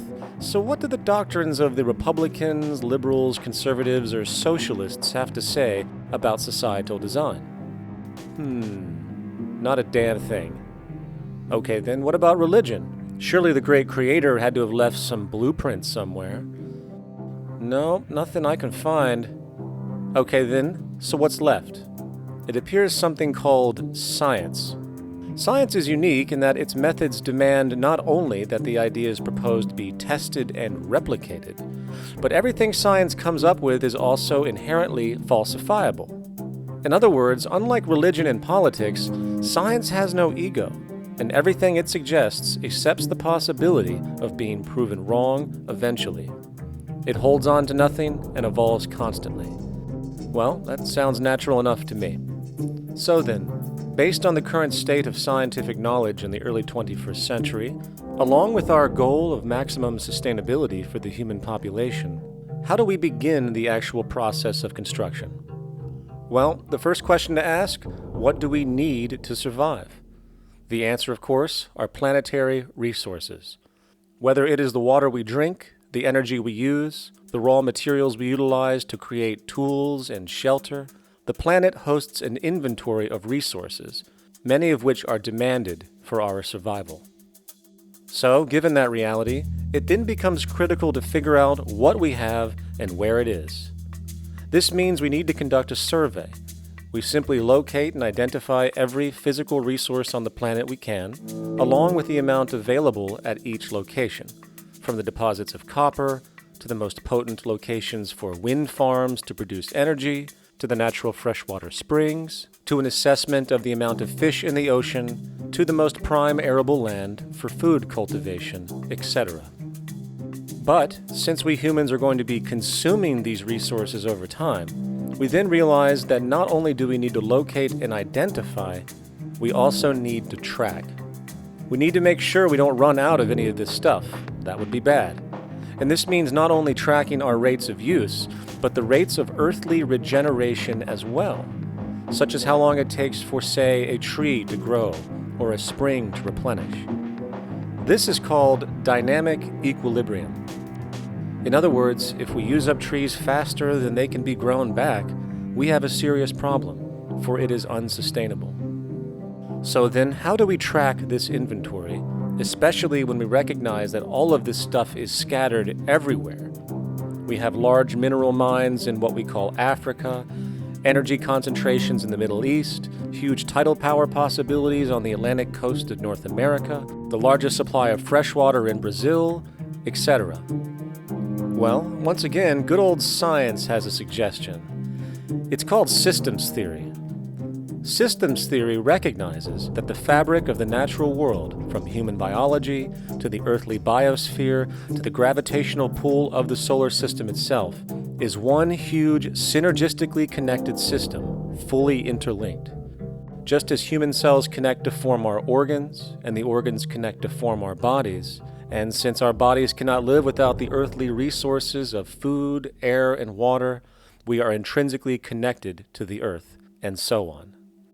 So, as nature suggests, we take all of this inventory and tracking data and create a system to manage it. A global resource management system, in fact, to account for every relevant resource on the planet.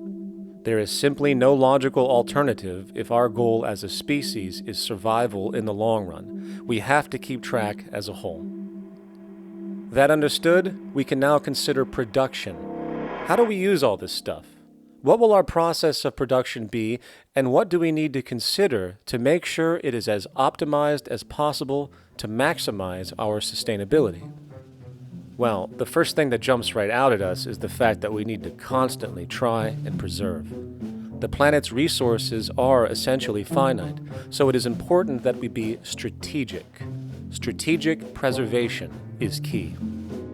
The second thing we recognize is that some resources are really not as good as others in their performance. In fact, some of this stuff, when put into use, has a terrible effect on the environment, which invariably hinders our own health. For example, oil and fossil fuels, no matter how you cut it, release some pretty destructive agents into the environment. Therefore, it is critical we do our best to use such things only when we really have to, if at all. Fortunately for us, we see a ton of solar, wind, tidal, wave, heat differential, and geothermal possibilities for energy production, so we can strategize objectively about what we use and where to avoid what could be called negative retroactions, or anything that results from production or use that damages the environment and hence ourselves. We will call this strategic safety to couple in with our strategic preservation. But production strategies do not stop there. We are going to need an efficiency strategy for the actual mechanics of production itself. And what we find is that there are roughly 3 specific protocols we must adhere to. 1. Every good we produce must be designed to last as long as possible. Naturally, the more things break down, the more resources we are going to need to replace them, and the more waste produced. 2. When things do break down or are no longer usable for whatever reason, it is critical that we harvest or recycle as much as we possibly can. So the production design must take this into account directly at the very earliest stages. 3. Quickly evolving technologies, such as electronics, which are subject to the fastest rates of technological obsolescence, would need to be designed to foreshadow and accommodate physical updates. The last thing we want to do is throw away an entire computer system just because it has only one broken part or is outdated. So we simply design the components to be easily updated, part by part, standardized and universally interchangeable, foreshadowed by the current trend of technological change. And when we realize that the mechanisms of strategic preservation, strategic safety, and strategic efficiency are purely technical considerations, devoid of any human opinion or bias, we simply program these strategies into a computer which can weigh and calculate all the relevant variables, allowing us to always arrive at the absolute best method for sustainable production based on current understandings. And while that might sound complex, all it is a glorified calculator. Not to mention, such multivariate decision-making and monitoring systems are already used across the world today for isolated purposes. It is simply a process of scaling it out. So, now we not only have our resource management system, but also a production management system, both of which are easily computer automated to maximize efficiency, preservation, and safety. The informational reality is that the human mind, or even a group of humans, cannot track what needs to be tracked. It must be done by computers, and it can be. And this brings us to the next level, distribution. What sustainability strategies make sense here? Well, since we know that the shortest distance between 2 points is a straight line, and since energy is required to power transport machines, The less transport distance, the more efficient. Producing goods in one continent and shipping them over to another only makes sense if the goods in question simply cannot be produced in the target area. Otherwise, it is nothing but wasteful. We must localize production so distribution is simple, fast, and requires the least amount of energy. We'll call this the proximity strategy, which simply means we reduce the travel of goods as much as possible, whether raw materials or finished consumer products. Of course, it might also be important to know what goods we are transporting and why, and this falls under the category of demand. And demand is simply what people need to be healthy and to have a high quality of life.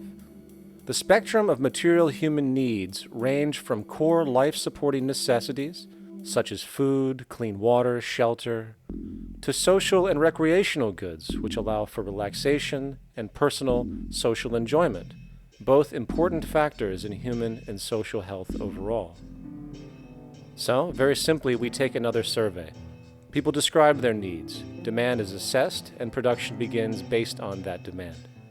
And since the level of demand of different goods will naturally fluctuate and change around different regions, we need to create a demand distribution tracking system, so to avoid overruns and shortages. Of course, this idea is old news. It is used in every major store chain today to make sure they keep up with their inventory. Only this time we are tracking on a global scale.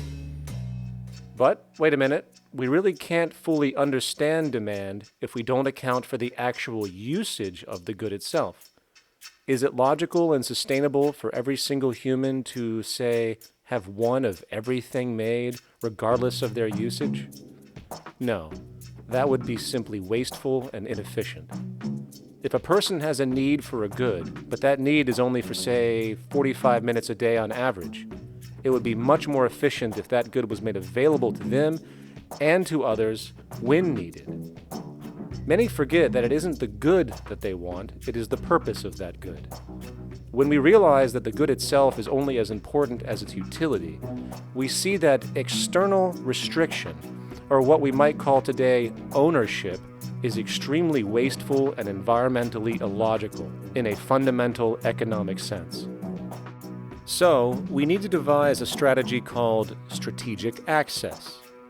This would be the foundation of our demand distribution tracking system, which makes sure we can meet the demand of the population's needs for access of whatever they need when they need it. And as far as physically obtaining the goods, centralized and regional access centers all make sense for the most part, placed in close proximity to the population, and a person would simply come in, take the item, use it, and when finished, return it when it is no longer needed. Sort of how a library works today. In fact, these centers could not only exist in the community in the way we see local stores today, but specialized access centers would exist in specific areas where often certain goods are utilized, saving more energy with less repeat transport. And once this demand tracking system is in order, it is tied into our production management system, and of course into our resource management system, hence creating a unified, dynamically updating, global economic management machine that simply makes sure we remain sustainable, starting with securing the integrity of our finite resources, moving to make sure we only create the best, most strategic goods possible, while distributing everything in the most intelligent and efficient way. And the unique result of this preservation-based approach, which is intuitively counter to many, is that this logical, ground-up, empirical process of preservation and efficiency, which can only define true human sustainability on this planet, would likely enable something never before seen in human history. Access abundance. Not just for a percentage of the global population, but the entire civilization. This economic model, as was just generalized, this responsible systems approach to total Earth resource management and processes, designed again to do nothing less than take care of humanity as a whole in the most efficient and sustainable way, could be termed a resource-based economy. The idea was defined in the 1970s by structural engineer Jacques Fresco. He understood back then that society was on a collision course with nature and itself, unsustainable on every level. And if things didn't change, we would destroy ourselves one way or another. Are all these things you're saying, Jacques, could they be built with what we know today, or are some of these things, are you guessing based on what we know today? No. All of these things can be built with what we know today. It would take 10 years to change the surface of the earth, to rebuild the world into a second Garden of Eden. The choice lies with you. The stupidity of a nuclear arms race, the development of weapons, trying to solve your problems politically by electing this political party or that political party, that all politics is immersed in corruption. Let me say it again. Communism, socialism, fascism, the Democrats, the liberals, we want to absorb human beings. All organizations that believe in a better life for man, there are no Negro problems or Polish problems or Jewish problems or Greek problems or women's problems. They're human problems. I'm not afraid of anybody. I don't work for anyone. No one can discharge me. I have no boss. I am afraid to live in the society we live in today. Our society cannot be maintained by this type of incompetency. It was great, the free enterprise system, about 35 years ago. That was the last of its usefulness. Now we've got to change our way of thinking or perish. The horror movies of the future will be our society, the way it didn't work. And politics would be part of a horror movie. Lots of people today use the term cold science because they're analytical, and they don't even know what analytical means. Science means closer approximations of the way the world really works. So it's telling the truth, is what it is. A scientist doesn't try to get along with people. They tell them what their findings are. They have to question all things. And if some scientist comes up with an experiment that shows certain materials have certain strength, other scientists have to be able to duplicate that experiment and come up with the same results. Even if a scientist feels that an airplane wing, due to mathematics or calculations, can hold up a given amount of weight, they still pile sandbags on it to see when it breaks. And they say, you know, my calculations are right, or they're not correct. I love that system because it's free of bias and free of thinking that math can solve all the problems. You have to put your math to test also. I think that every system that can be put to test should be put to test, and that all decisions should be based upon research. A resource-based economy is simply the scientific method applied to social concern, an approach utterly absent in the world today. Society is a technical invention, and the most efficient methods of optimized human health, physical production, distribution, city infrastructure, and the like reside in the field of science and technology, not politics or monetary economics. It operates in the same systematic way as, say, an airplane, and there is no Republican or liberal way to build an airplane. Likewise, nature itself is the physical referent we use to prove our science, and it is a set system, emerging only from our increased understanding of it. In fact, it has no regard for what you subjectively think or believe to be true. Rather, it gives you an option. You can learn and fall in line with its natural laws and conduct yourself accordingly, invariably creating good health and sustainability, or you can go against the current to no avail. It doesn't matter how much you believe you can just stand up right now and walk on the wall next to you. The law of gravity will not allow it. If you do not eat, you will die. If you are not touched as an infant, you will die. As harsh as it may sound, nature is a dictatorship, and we can either listen to it and come in harmony with it, or suffer the inevitable adverse consequences. So, a resource-based economy is nothing more than a set of proven, life-supporting understandings where all decisions are based upon optimized human and environmental sustainability. It takes into account the empirical life ground, which every human being shares as a need, regardless, again, of their political or religious philosophy. There is no cultural relativism to this approach. It isn't a matter of opinion. Human needs are human needs, and having access to the necessities of life, such as clean air, nutritious food, and clean water, along with a positively reinforcing, stable, nurturing, and non-violent environment, is demanded for our mental and physical health, our evolutionary fitness, and hence the species' survival itself. A resource-based economy would be based upon available resources. You can't just bring a lot of people to an island or build a city of 50,000 people without having access to the necessities of life. So when I use the term a comprehensive systems approach, I'm talking about doing an inventory of the area first and determining what that area can supply, not just architectural approach, not just design approach, but design must be based on all of the requirements to enhance human life. And that's what I mean by an integrated way of thinking. Food, clothing, shelter, warmth, love, all those things are necessary. If you deprive people of any of them, you have a lesser human being, less capable of functioning.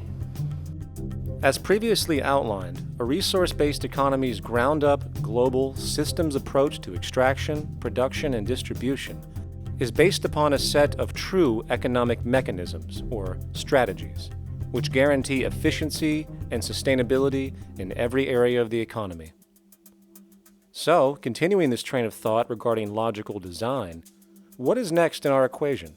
Where does all this materialize? Cities. The advent of the city is a defining feature of modern civilization. Its role is to enable efficient access to the necessities of life, along with increased social support and community interaction. So how would we go about designing an ideal city? What shape should we make it? Square? Trapezoid? Well, given we're going to be moving around the thing, we might as well make it as equidistant as possible for ease, hence the circle. What should the city contain? Well, naturally we need a residential area, a goods production area, a power generation area, an agricultural area. But we also need nurturing as human beings, hence culture, nature, recreation, and education. So let's include a nice open park, an entertainment events area for cultural purposes and socializing, and educational and research facilities. And since we're working with a circle, it seems rational to place these functions in belts based on the amount of land required for each goal, along with ease of access. Very good. Now, let's get down to specifics. First, we need to consider the core infrastructure, or intestines, of the city organism. These would be the water, good, waste, and energy transport channels. Just as we have water and sewage systems under our cities today, we would extend this channeling concept to integrate waste recycling and delivery itself. No more mailmen or garbage men. It is built right in. We could even use automated pneumatic tubes and similar technologies. Same goes for transport. It needs to be integrated and strategically designed to reduce or even remove the need for wasteful, independent automobiles. Electric trams, conveyors, transveyors, and maglevs, which can take you virtually anywhere in the city, even up and down, along with connecting you to other cities as well. And of course, in the event an automobile is required, it is automated by satellite for safety and integrity. In fact, this automation technology is in working order right now. Automobile accidents kill about 1.2 million people every single year, injuring about 50 million. This is absurd and doesn't have to occur. Between efficient city design and automated driverless cars, this death toll can be virtually eliminated. Agriculture. Today, through our haphazard, cost-cutting industrial methods, using pesticides, excessive fertilizers, and other means, we have successfully destroyed much of the arable land on this planet, not to mention also extensively poisoning our bodies.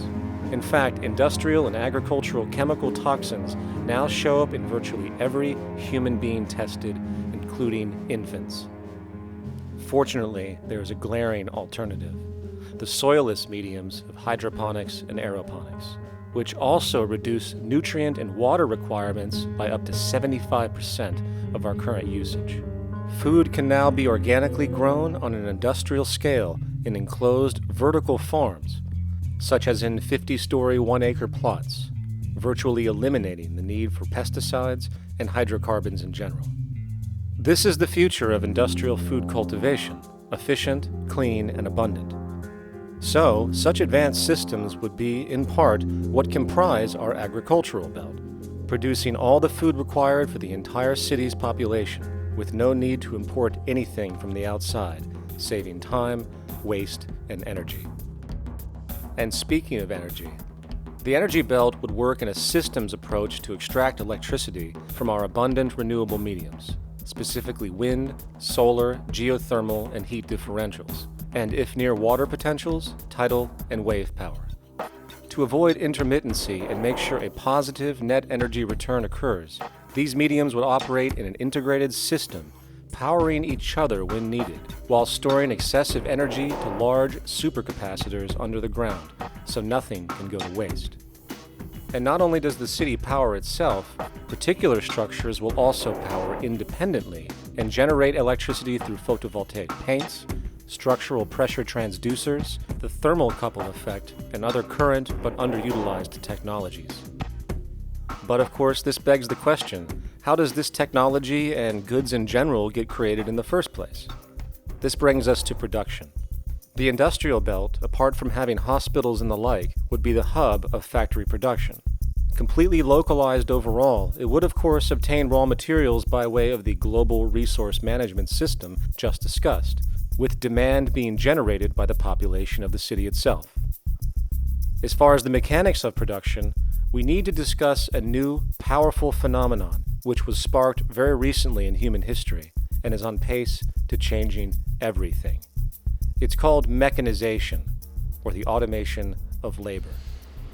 Well, if you look around you, you'll notice that almost everything that we use today is built automatically. Your shoes, your clothes, your home appliances, your car, and so on. They are all built by machines in an automatic way. Can we say that the society has not been influenced by these major technological advancements? Of course not. These systems really dictate new structures and new needs, and they make a lot of other things obsolete. So we've been going up in the development and use of technology in an exponential way. So definitely automation is going to continue. You cannot stop technologies that just make sense. Labor automation through technology is at the bottom of every major social transformation in human history. From the agricultural revolution and the invention of the plow, to the industrial revolution and the invention of the powered machine, to the information age we live in now through essentially the invention of advanced electronics and computers. And with regard to advanced production methods today, mechanization is now evolving on its own, moving away from the traditional method of assembling component parts into a configuration into an advanced method of creating entire products in one single process. Like most engineers, I'm fascinated by biology because it's so full of examples of extraordinary pieces of engineering. And absolutely, what biology is the study of things that copy themselves. Of course, that's good a definition of life as we've got. Again, as an engineer, I've always been intrigued by the idea of machines that would copy themselves. RepRap is a three-dimensional printer. That's to say, it's a printer that you plug into a computer, and instead of making two-dimensional sheets of paper with patterns on, it makes real, physical, three-dimensional objects. Now, there's nothing new about that. 3D printers have been around for about 30 years.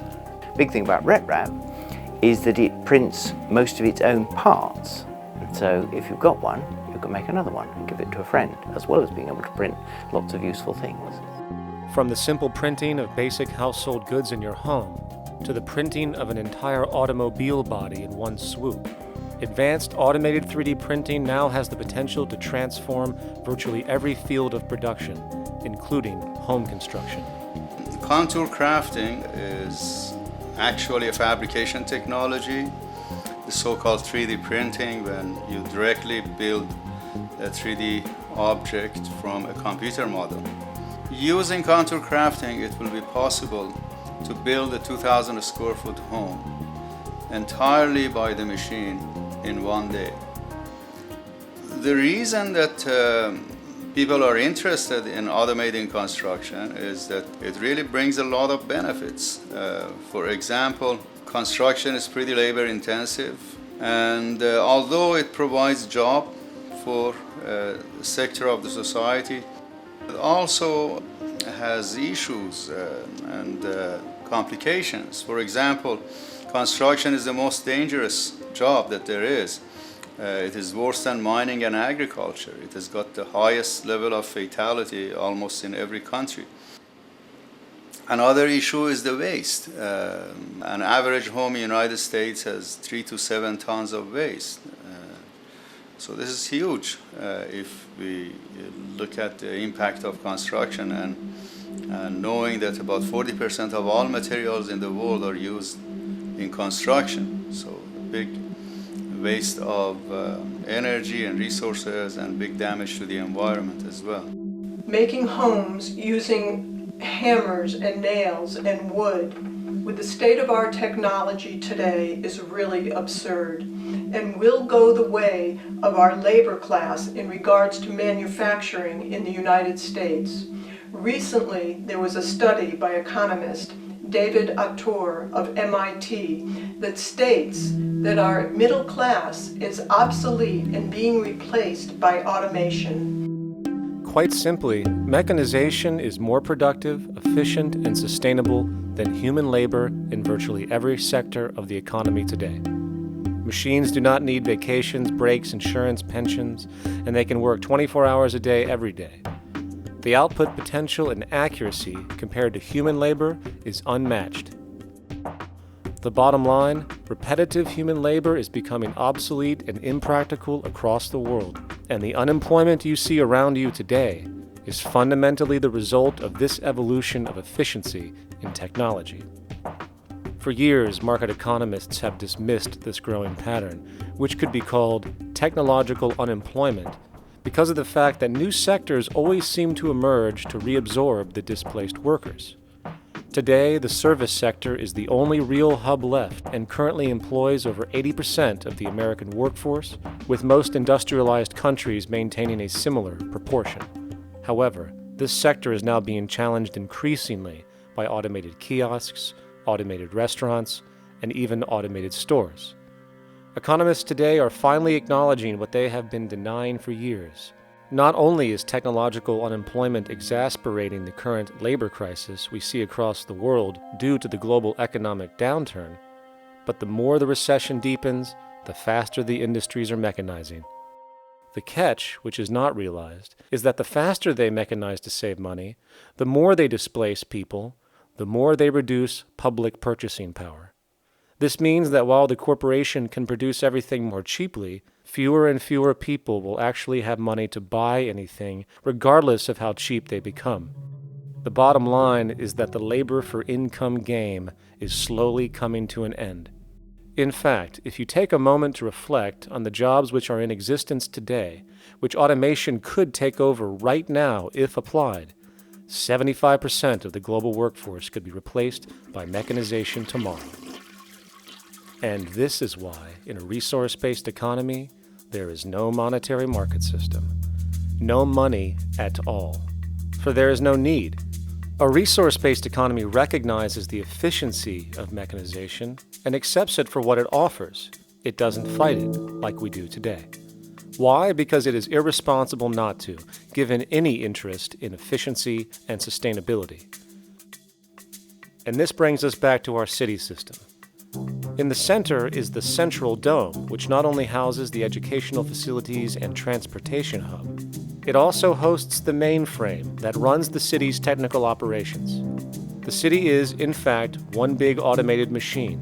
It has sensors in all technical belts to track the progress of agriculture, energy gathering, production, distribution, and the like. Now, would people be needed to oversee these operations in the event of a malfunction or the like? Most probably yes, but that number would decrease over time as improvements continue.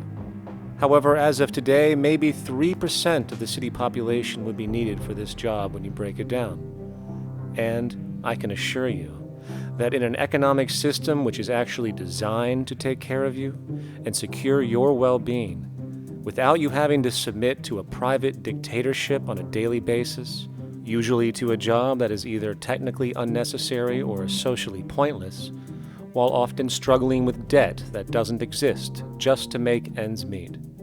I guarantee you people will volunteer their time left and right to maintain and improve a system that actually takes care of them. And coupled with this issue of incentive comes the common assumption that if there isn't some external pressure for one to work for a living, people will just sit around, do nothing, and turn into fat, lazy blobs. This is nonsense. The labor system we have today is in fact the generator of laziness, not a resolver of it. If you think back to when you were a child, full of life, interested in new things to understand, likely creating and exploring, but as time went on, the system pushed you into the focus of figuring out how to make money. And from early education to study at a university, you are narrowed, only to emerge as a creature which serves as a cog in a wheel in a model that sends all the fruits to the upper 1%. Scientific studies have now shown that people are, in fact, not motivated by monetary reward when it comes to ingenuity and creation. The creation itself is the reward. Money, in fact, appears only to serve as an incentive for repetitive, mundane actions, a role we have just now shown can be replaced by machine. So when it comes to innovation, the actual use of the human mind, the monetary incentive has proven to be a hindrance, interfering and detracting from creative thought. And this might explain why Nikola Tesla, the Wright brothers, and other inventors who contributed massively to our current world never showed a monetary incentive to do so. Money is, in fact, a false incentive and causes 100 times more distortion than it does contribution. Good morning, class. Please settle down. The first thing I would like to do is go around the room and ask what everyone would like to be when they grow up. Who'd like to go first? Okay, how about you, Sarah? When I grow up, I want to work at McDonald's like my mom. Oh, family tradition, eh? How about you, Linda? When I grow up, I'm going to be a prostitute on the streets of New York City. Oh, glamour girl, huh? Very ambitious. How about you, Tommy? When I grow up, I'm going to be a rich, elitist businessman who works on Wall Street and profits off of the collapse of foreign economies. Enterprising, and great to see some multicultural interest. As stated before, a resource-based economy applies the scientific method to social concern, and this isn't limited to simply technical efficiency. It also has the consideration of human and social well-being directly and what comprises it. What good is a social system if, in the end, it doesn't produce happiness and peaceful coexistence? So it is important to point out that with the removal of the money system and the necessities of life provided, we would see a global reduction in crime by about 95% almost immediately, for there is nothing to steal, embezzle, scam, or the like.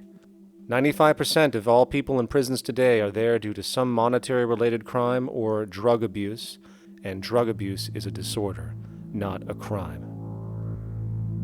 So what about the other 5%, the truly violent, often seeming to some as being violent for the sake of being violent? Are they just evil people? The reason that I frankly think it's a waste of time to engage in moral value judgments about people's violence is because it doesn't advance by one iota our understanding of either the causes or the prevention of the violent behavior. People sometimes ask if I believe in forgiving criminals. My answer to that is, no, I don't believe in forgiveness any more than I believe in condemnation. It's only if we as a society can take the same attitude of treating violence as a problem in public health and preventive medicine rather than as a moral evil It's only when we make that change in our own attitudes and assumptions and values that we will actually succeed in reducing the level of violence rather than stimulating it, which is what we do now. The more justice you seek, the more hurt you become, because there's no such thing as justice. There is whatever there is out there. That's it. In other words, if people are conditioned to be racist and bigots, if they're brought up in an environment that advocates that, why do you blame the person for it? They're a victim of a subculture. Therefore, they have to be helped. The point is, we have to redesign the environment that produces aberrant behavior. That's the problem, not putting a person in jail. That's why judges, lawyers, freedom of choice, such concepts are dangerous, because it gives you misinformation that the person is bad or that person is a serial killer. Serial killers are made, just like soldiers become serial killers with a machine gun. They become killing machines, but nobody looks at them as murderers or assassins, because that's natural. So we blame people. We say, well, this guy was a Nazi, he tortured Jews. No, he was brought up to torture Jews. Once you accept the fact that people have individual choices and they're free to make those choices, free to make choices means without being influenced. And I can't understand that at all. All of us are influenced in all our choices by the culture we live in, by our parents, and by the values that dominate. So we're influenced. So there can't be free choices. What's the greatest country in the world? The true answer, I haven't been all over the world, and I don't know enough about different cultures to answer that question. I don't know anybody that speaks that way. They say, it's good old USA, the greatest country in the world. There's no survey. Have you been to India? No. Have you been to England? No. Have you been to France? No. What do you make your assumptions on? They can't answer. They get mad at you. They say, well, goddamn it, who the hell are you to tell me what to think? You know, don't forget, you're dealing with aberrated people. They're not responsible for their answers. They're victims of culture. That means they've been influenced by their culture.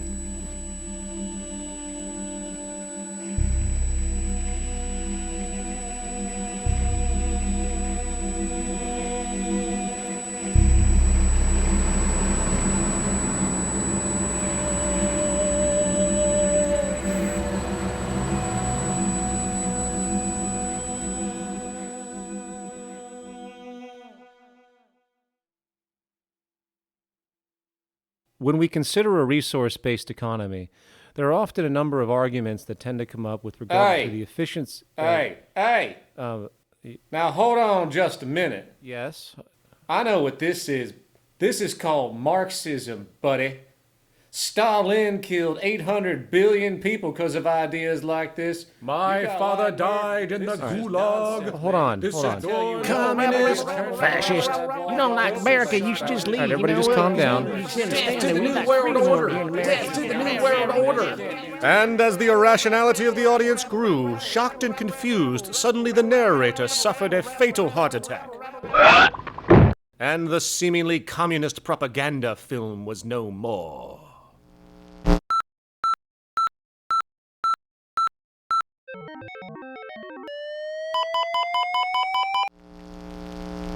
You know, I've said that sort of thing to people in think tank type of situations, and you know, these Club of Rome types and so forth.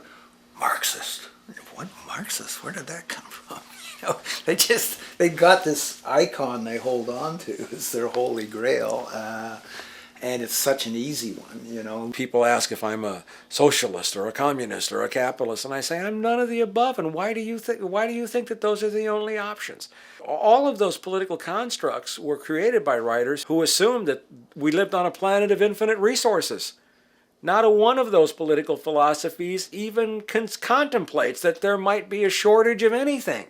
I believe that communism, socialism, free enterprise, fascism are part of social evolution, that you can't take a giant step from one culture to another But they're in-between systems. Before there's any ism, we've got a life ground, and the life ground is, as I just described most easily, it's all the conditions required to take your next breath, and that involves the air you breathe, the water you get, the safety you have, the education you can access, all these things that we share and use and that no life in any culture can do without. So we've got to reset down to the life ground, and the life ground is no longer any ism. It's life value analysis. It's simply a matter of historical fact that the dominant intellectual culture of any particular society reflects the interest of the dominant group in that society. In a slave-owning society, the beliefs about human beings and human rights and so on will reflect the needs of the slave owners. In a society which again is based on the power of certain people to control and profit from the lives and work of millions of others, the dominant intellectual culture will reflect the needs of the dominant group. And so that if you look across the board, the ideas that pervade psychology and sociology and history and political economy and political science fundamentally reflect certain elite interests. And the academics who question that too much tend to get shunted to the side or to be seen as sort of radicals. The dominant values of a culture tend to support and perpetuate what is rewarded by that culture. And in a society where success and status is measured by material wealth, not social contribution, it is easy to see why the state of the world is what it is today. We are dealing with a values system disorder, completely denatured, where the priority of personal and social health have become secondary to the detrimental notions of artificial wealth and limitless growth. And like a virus, this disorder now permeates every facet of government, news media, entertainment, and even academia. And built into its structure are mechanisms of protection from anything that might interfere. Disciples of the monetary market religion, the self-appointed guardians of the status quo, constantly seek out ways to avoid any form of thought which might interfere with their beliefs, the most common of which are projected dualities. If you are not a Republican, you must be a Democrat. If you are not a Christian, you might be a Satanist. And if you feel society can be greatly improved to consider perhaps, taking care of everyone, you're just a utopianist. And the most insidious of them all, if you are not for the free market, you must be against freedom itself. I'm a believer in freedom. Every time you hear the word freedom being said anywhere or government interference said anywhere, it means, decoded, blocking maximization of turning money into more money for private money possessors. That's it. Every other thing they'll say, oh, we need more commodities for people, oh, this is freedom against tyranny and so forth. Every time you see it, you can decode it down to that. And I think you'll find a one-to-one correlation with every time they use it. And this is a sense in which we might call it's a syntax, a governing syntax of understanding and of value, so that it governs beneath their own recognition of it. So they may not say, oh, I didn't mean that at all, but in fact, that's what they do. Just like you may speak a grammar, and you have rules of grammar you follow without recognizing what the rules are. And so what we have is what I call the ruling value syntax that underlies this. So every time they use these words, government interference, lack of freedom, or progress, or development, you can decode them all to come back to mean that. Of course, when you hear the word freedom, it tends to be in the same sentence with something called democracy. It's fascinating how people today seem to believe that they actually have a relevant influence on what their government does, forgetting that the very nature of our system offers everything for sale. The only vote that counts is the monetary vote, and it doesn't matter how much any activist yells about ethics or accountability. In a market system, every politician, every legislation, and hence every government is for sale. And even with the $20 trillion bank bailout starting in 2007, an amount of money which could have changed, say, the global energy infrastructure to fully renewable methods, instead going to a series of institutions that literally do nothing to help society, institutions that could be removed tomorrow with no recourse.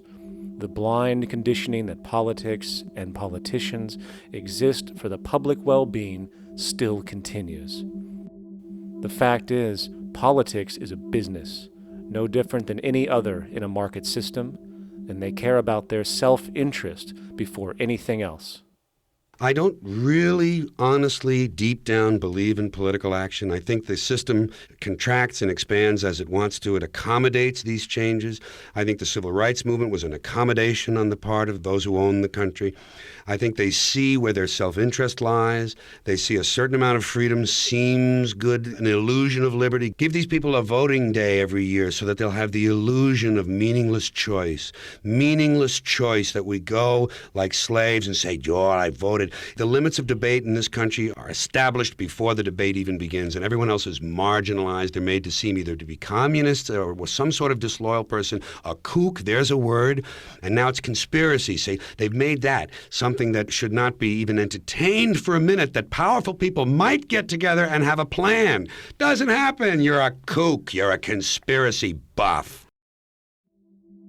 And of all the mechanisms of defense of this system, there are two that repeatedly come up. The first is this idea that the system has been the cause of the material progress we have seen on this planet. Well, no. There are basically two root causes which have created the increased so-called wealth and population growth we see today. One, the exponential advancement of production technology, hence scientific ingenuity. And two, the initial discovery of abundant hydrocarbon energy, which is currently the foundation of the entire socioeconomic system. The free market, capitalist, monetary market system, whatever you want to call it, has done nothing but ride the wave of these advents with a distorted incentive system and a haphazard, grossly unequal method of utilizing and distributing those fruits.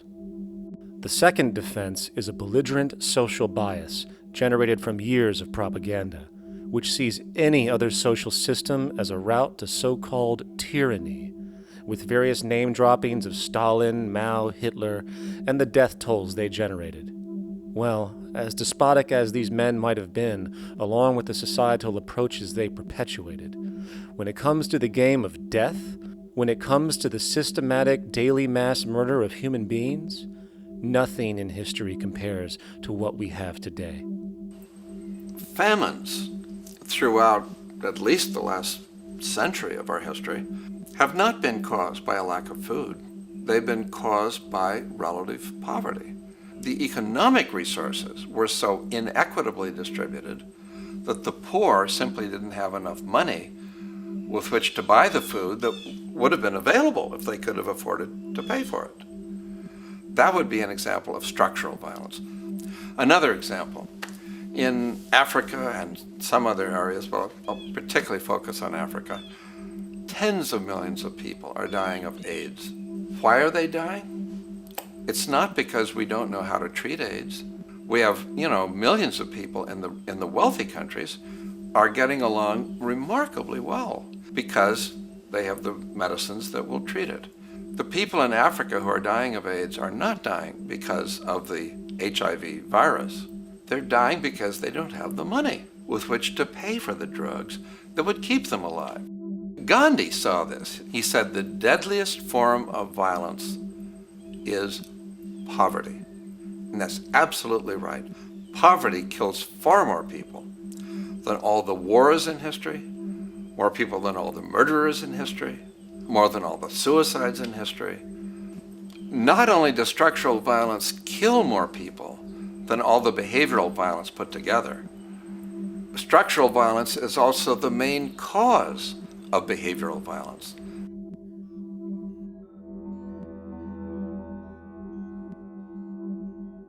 Oil is the foundation of, and it is present throughout the edifice of human civilization. There are 10 calories of hydrocarbon energy, oil and natural gas, in every calorie of food you and I eat in the industrialized world.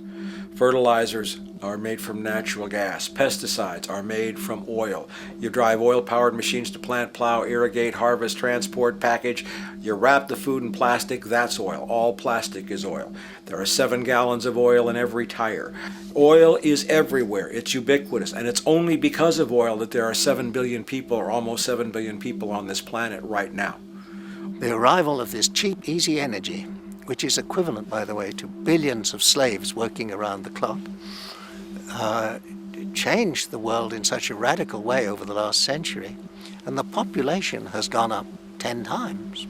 But by 2050, oil supply is able to support less than half the present world's population in their present way of life. So the scale of adjustment to live differently is just enormous. The world is now using 6 barrels of oil for every barrel it finds. 5 years ago, it was using 4 barrels of oil for every barrel it finds. A year from now, it's going to be using 8 barrels of oil for every barrel it finds. What's disturbing to me is the lack of any real effort from governments worldwide or industry leaders worldwide to do something different. I mean, we have these sort of attempts to build more wind power and to maybe do something with tide. We've got attempts to make our cars a little bit more efficient. But there's nothing which really looks like a revolution coming along. These are all pretty minor. And that, I think, is pretty frightening. And the governments who are driven by these economists who don't really appreciate what we're talking about are trying to stimulate consumerism to restore past prosperity in the hope that they can restore the past. They're printing yet more money lacking any collateral at all.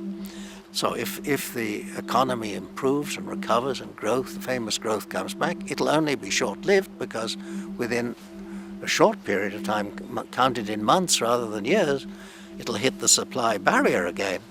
There'll be another price shock and a deeper recession. So I think we go into a series of vicious circles. So you have the economic growth going up, price spike, everything shuts down, that's where we are now. Then it starts to come up again. But what we have now is this area where there's no more ability to produce cheap energy. We're at the peak. We're on the downslope of oil production. No way you're going to get any more out of the ground any faster, which means that things shut down. The price of oil drops, which it did in early 2009, but then as you have an ersatz so-called recovery, the price of oil starts to come back. It's recently been hovering around $80 a barrel, and what we see is at $80 a barrel now, with the economic and financial collapse, people are having a hard time affording that. World oil production right now is about 86 million barrels a day. Over 10 years, you're looking at roughly 40 million barrels a day having to be replaced. There's nothing around which can come even within 1% of meeting that sort of demand. If we don't do something pretty quickly, there's going to be a huge energy deficiency. I think the big mistake is in not recognizing a decade or so ago that a concerted effort needed to be made to develop these sustainable forms of energy. I think that's something our grandchildren will look back on with total disbelief. You people knew that you were dealing with a finite commodity. How could you possibly have built your economy around something which was going to disappear? For the first time in human history, the species is now faced with the depletion of a core resource central to our current system of survival. And the punchline of the whole thing is that even with oil becoming more and more scarce, the economic system will still blindly push its cancerous growth model, so people can go out and buy more oil-powered cars to generate GDP and jobs, exacerbating the decline.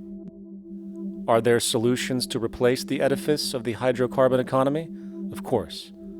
But the path needed to accomplish these changes will not manifest through the market system protocols required, since new solutions can only be implemented through the profit mechanism.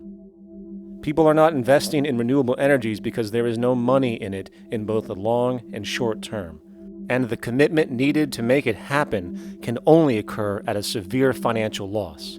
Hence, there is no monetary incentive, and in this system, if there's no monetary incentive, things do not happen. And on top of it all, peak oil is just one of many surfacing consequences of the environmental social train wreck gaining speed today. Other declines include freshwater, the very fabric of our existence, which is currently showing shortages for 2.8 billion people, and those shortages are on pace to reach 4 billion by 2030. Food production, the destruction of arable cropland, from which 99.7% of all human food comes from today, is occurring up to 40 times faster than it is being replenished. And over the last 40 years, 30% of the arable land has become unproductive. Not to mention that hydrocarbons are the backbone of agriculture today, and as it declines, so will the food supply. As far as resources in general, at our current patterns of consumption, by 2030 we will need 2 planets to continue our rates. Not to mention the continual destruction of life-supporting biodiversity, causing extinction spasms and environmental destabilization across the globe. And with all of these declines, we have the near exponential population growth, where by 2030 there might be over 8 billion people on this planet. Energy production alone would need to increase 44% by 2030 to meet such demand. And again, since money is the only initiator of action, are we to expect that any country on the planet is going to be able to afford the massive changes needed to revolutionize agriculture, water processing, energy production, and the like, when the global debt pyramid scheme is slowly shutting the entire world down? Not to mention the fact that the unemployment you currently see is going to become normality due to the nature of technological unemployment. The jobs are not coming back. And finally, a broad social perspective. From 1970 to 2010, poverty on this planet doubled due to this system. And given our current state, do you honestly think we will see anything less than more doubling, more suffering, and more mass starvation?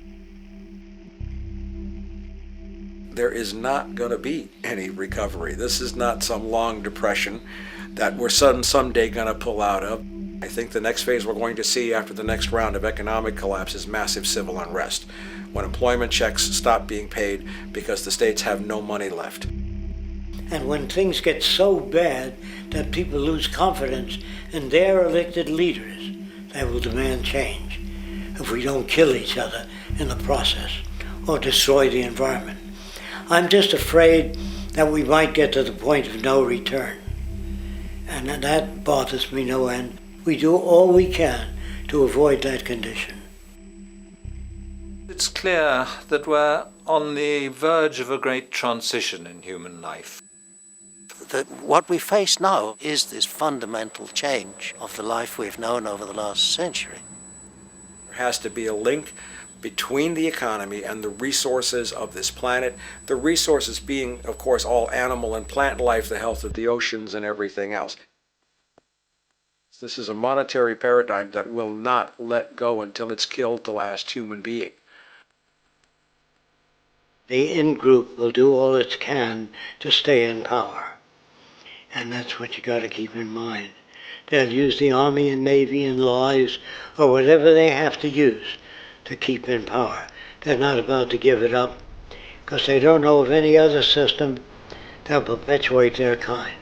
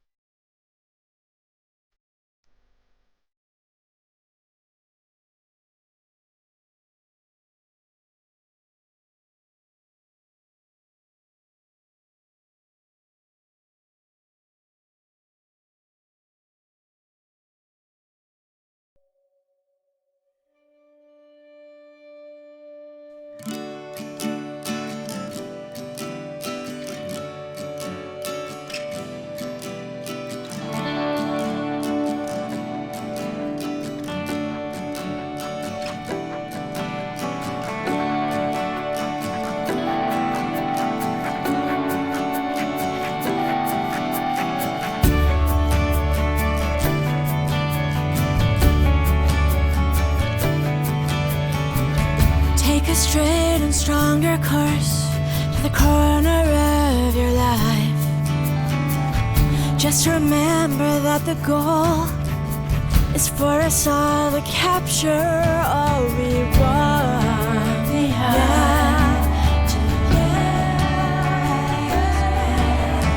Don't surround yourself with yourself. Move on back to squares. Send an instant karma to me, and I shall live with love and care for yourself. 'Cause it's time and time with your time, and its news is captured for the queen to use.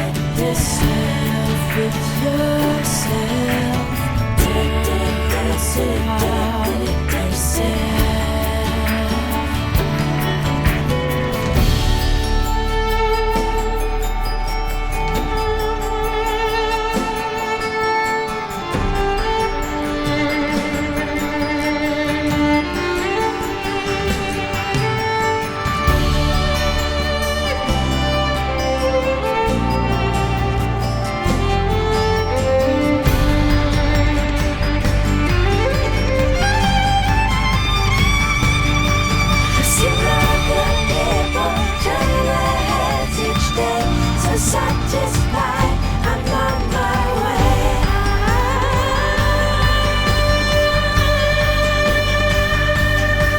I see other people turn their heads each day. So satisfied, I'm on my way.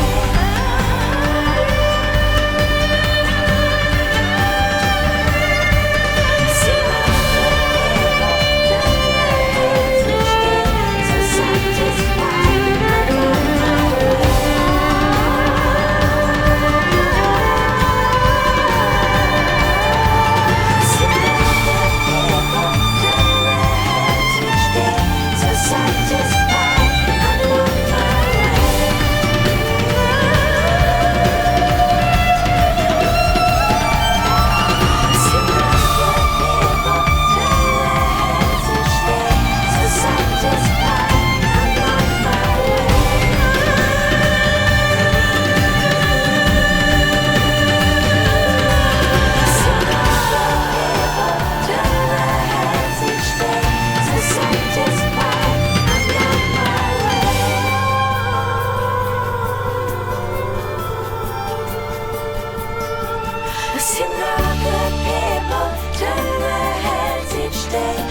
Satisfied, I'm on my way.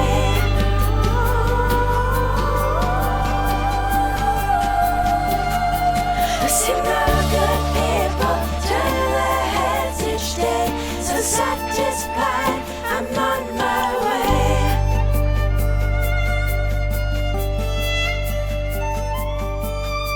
I see no good people turn their heads each day. So satisfied, I'm on my way.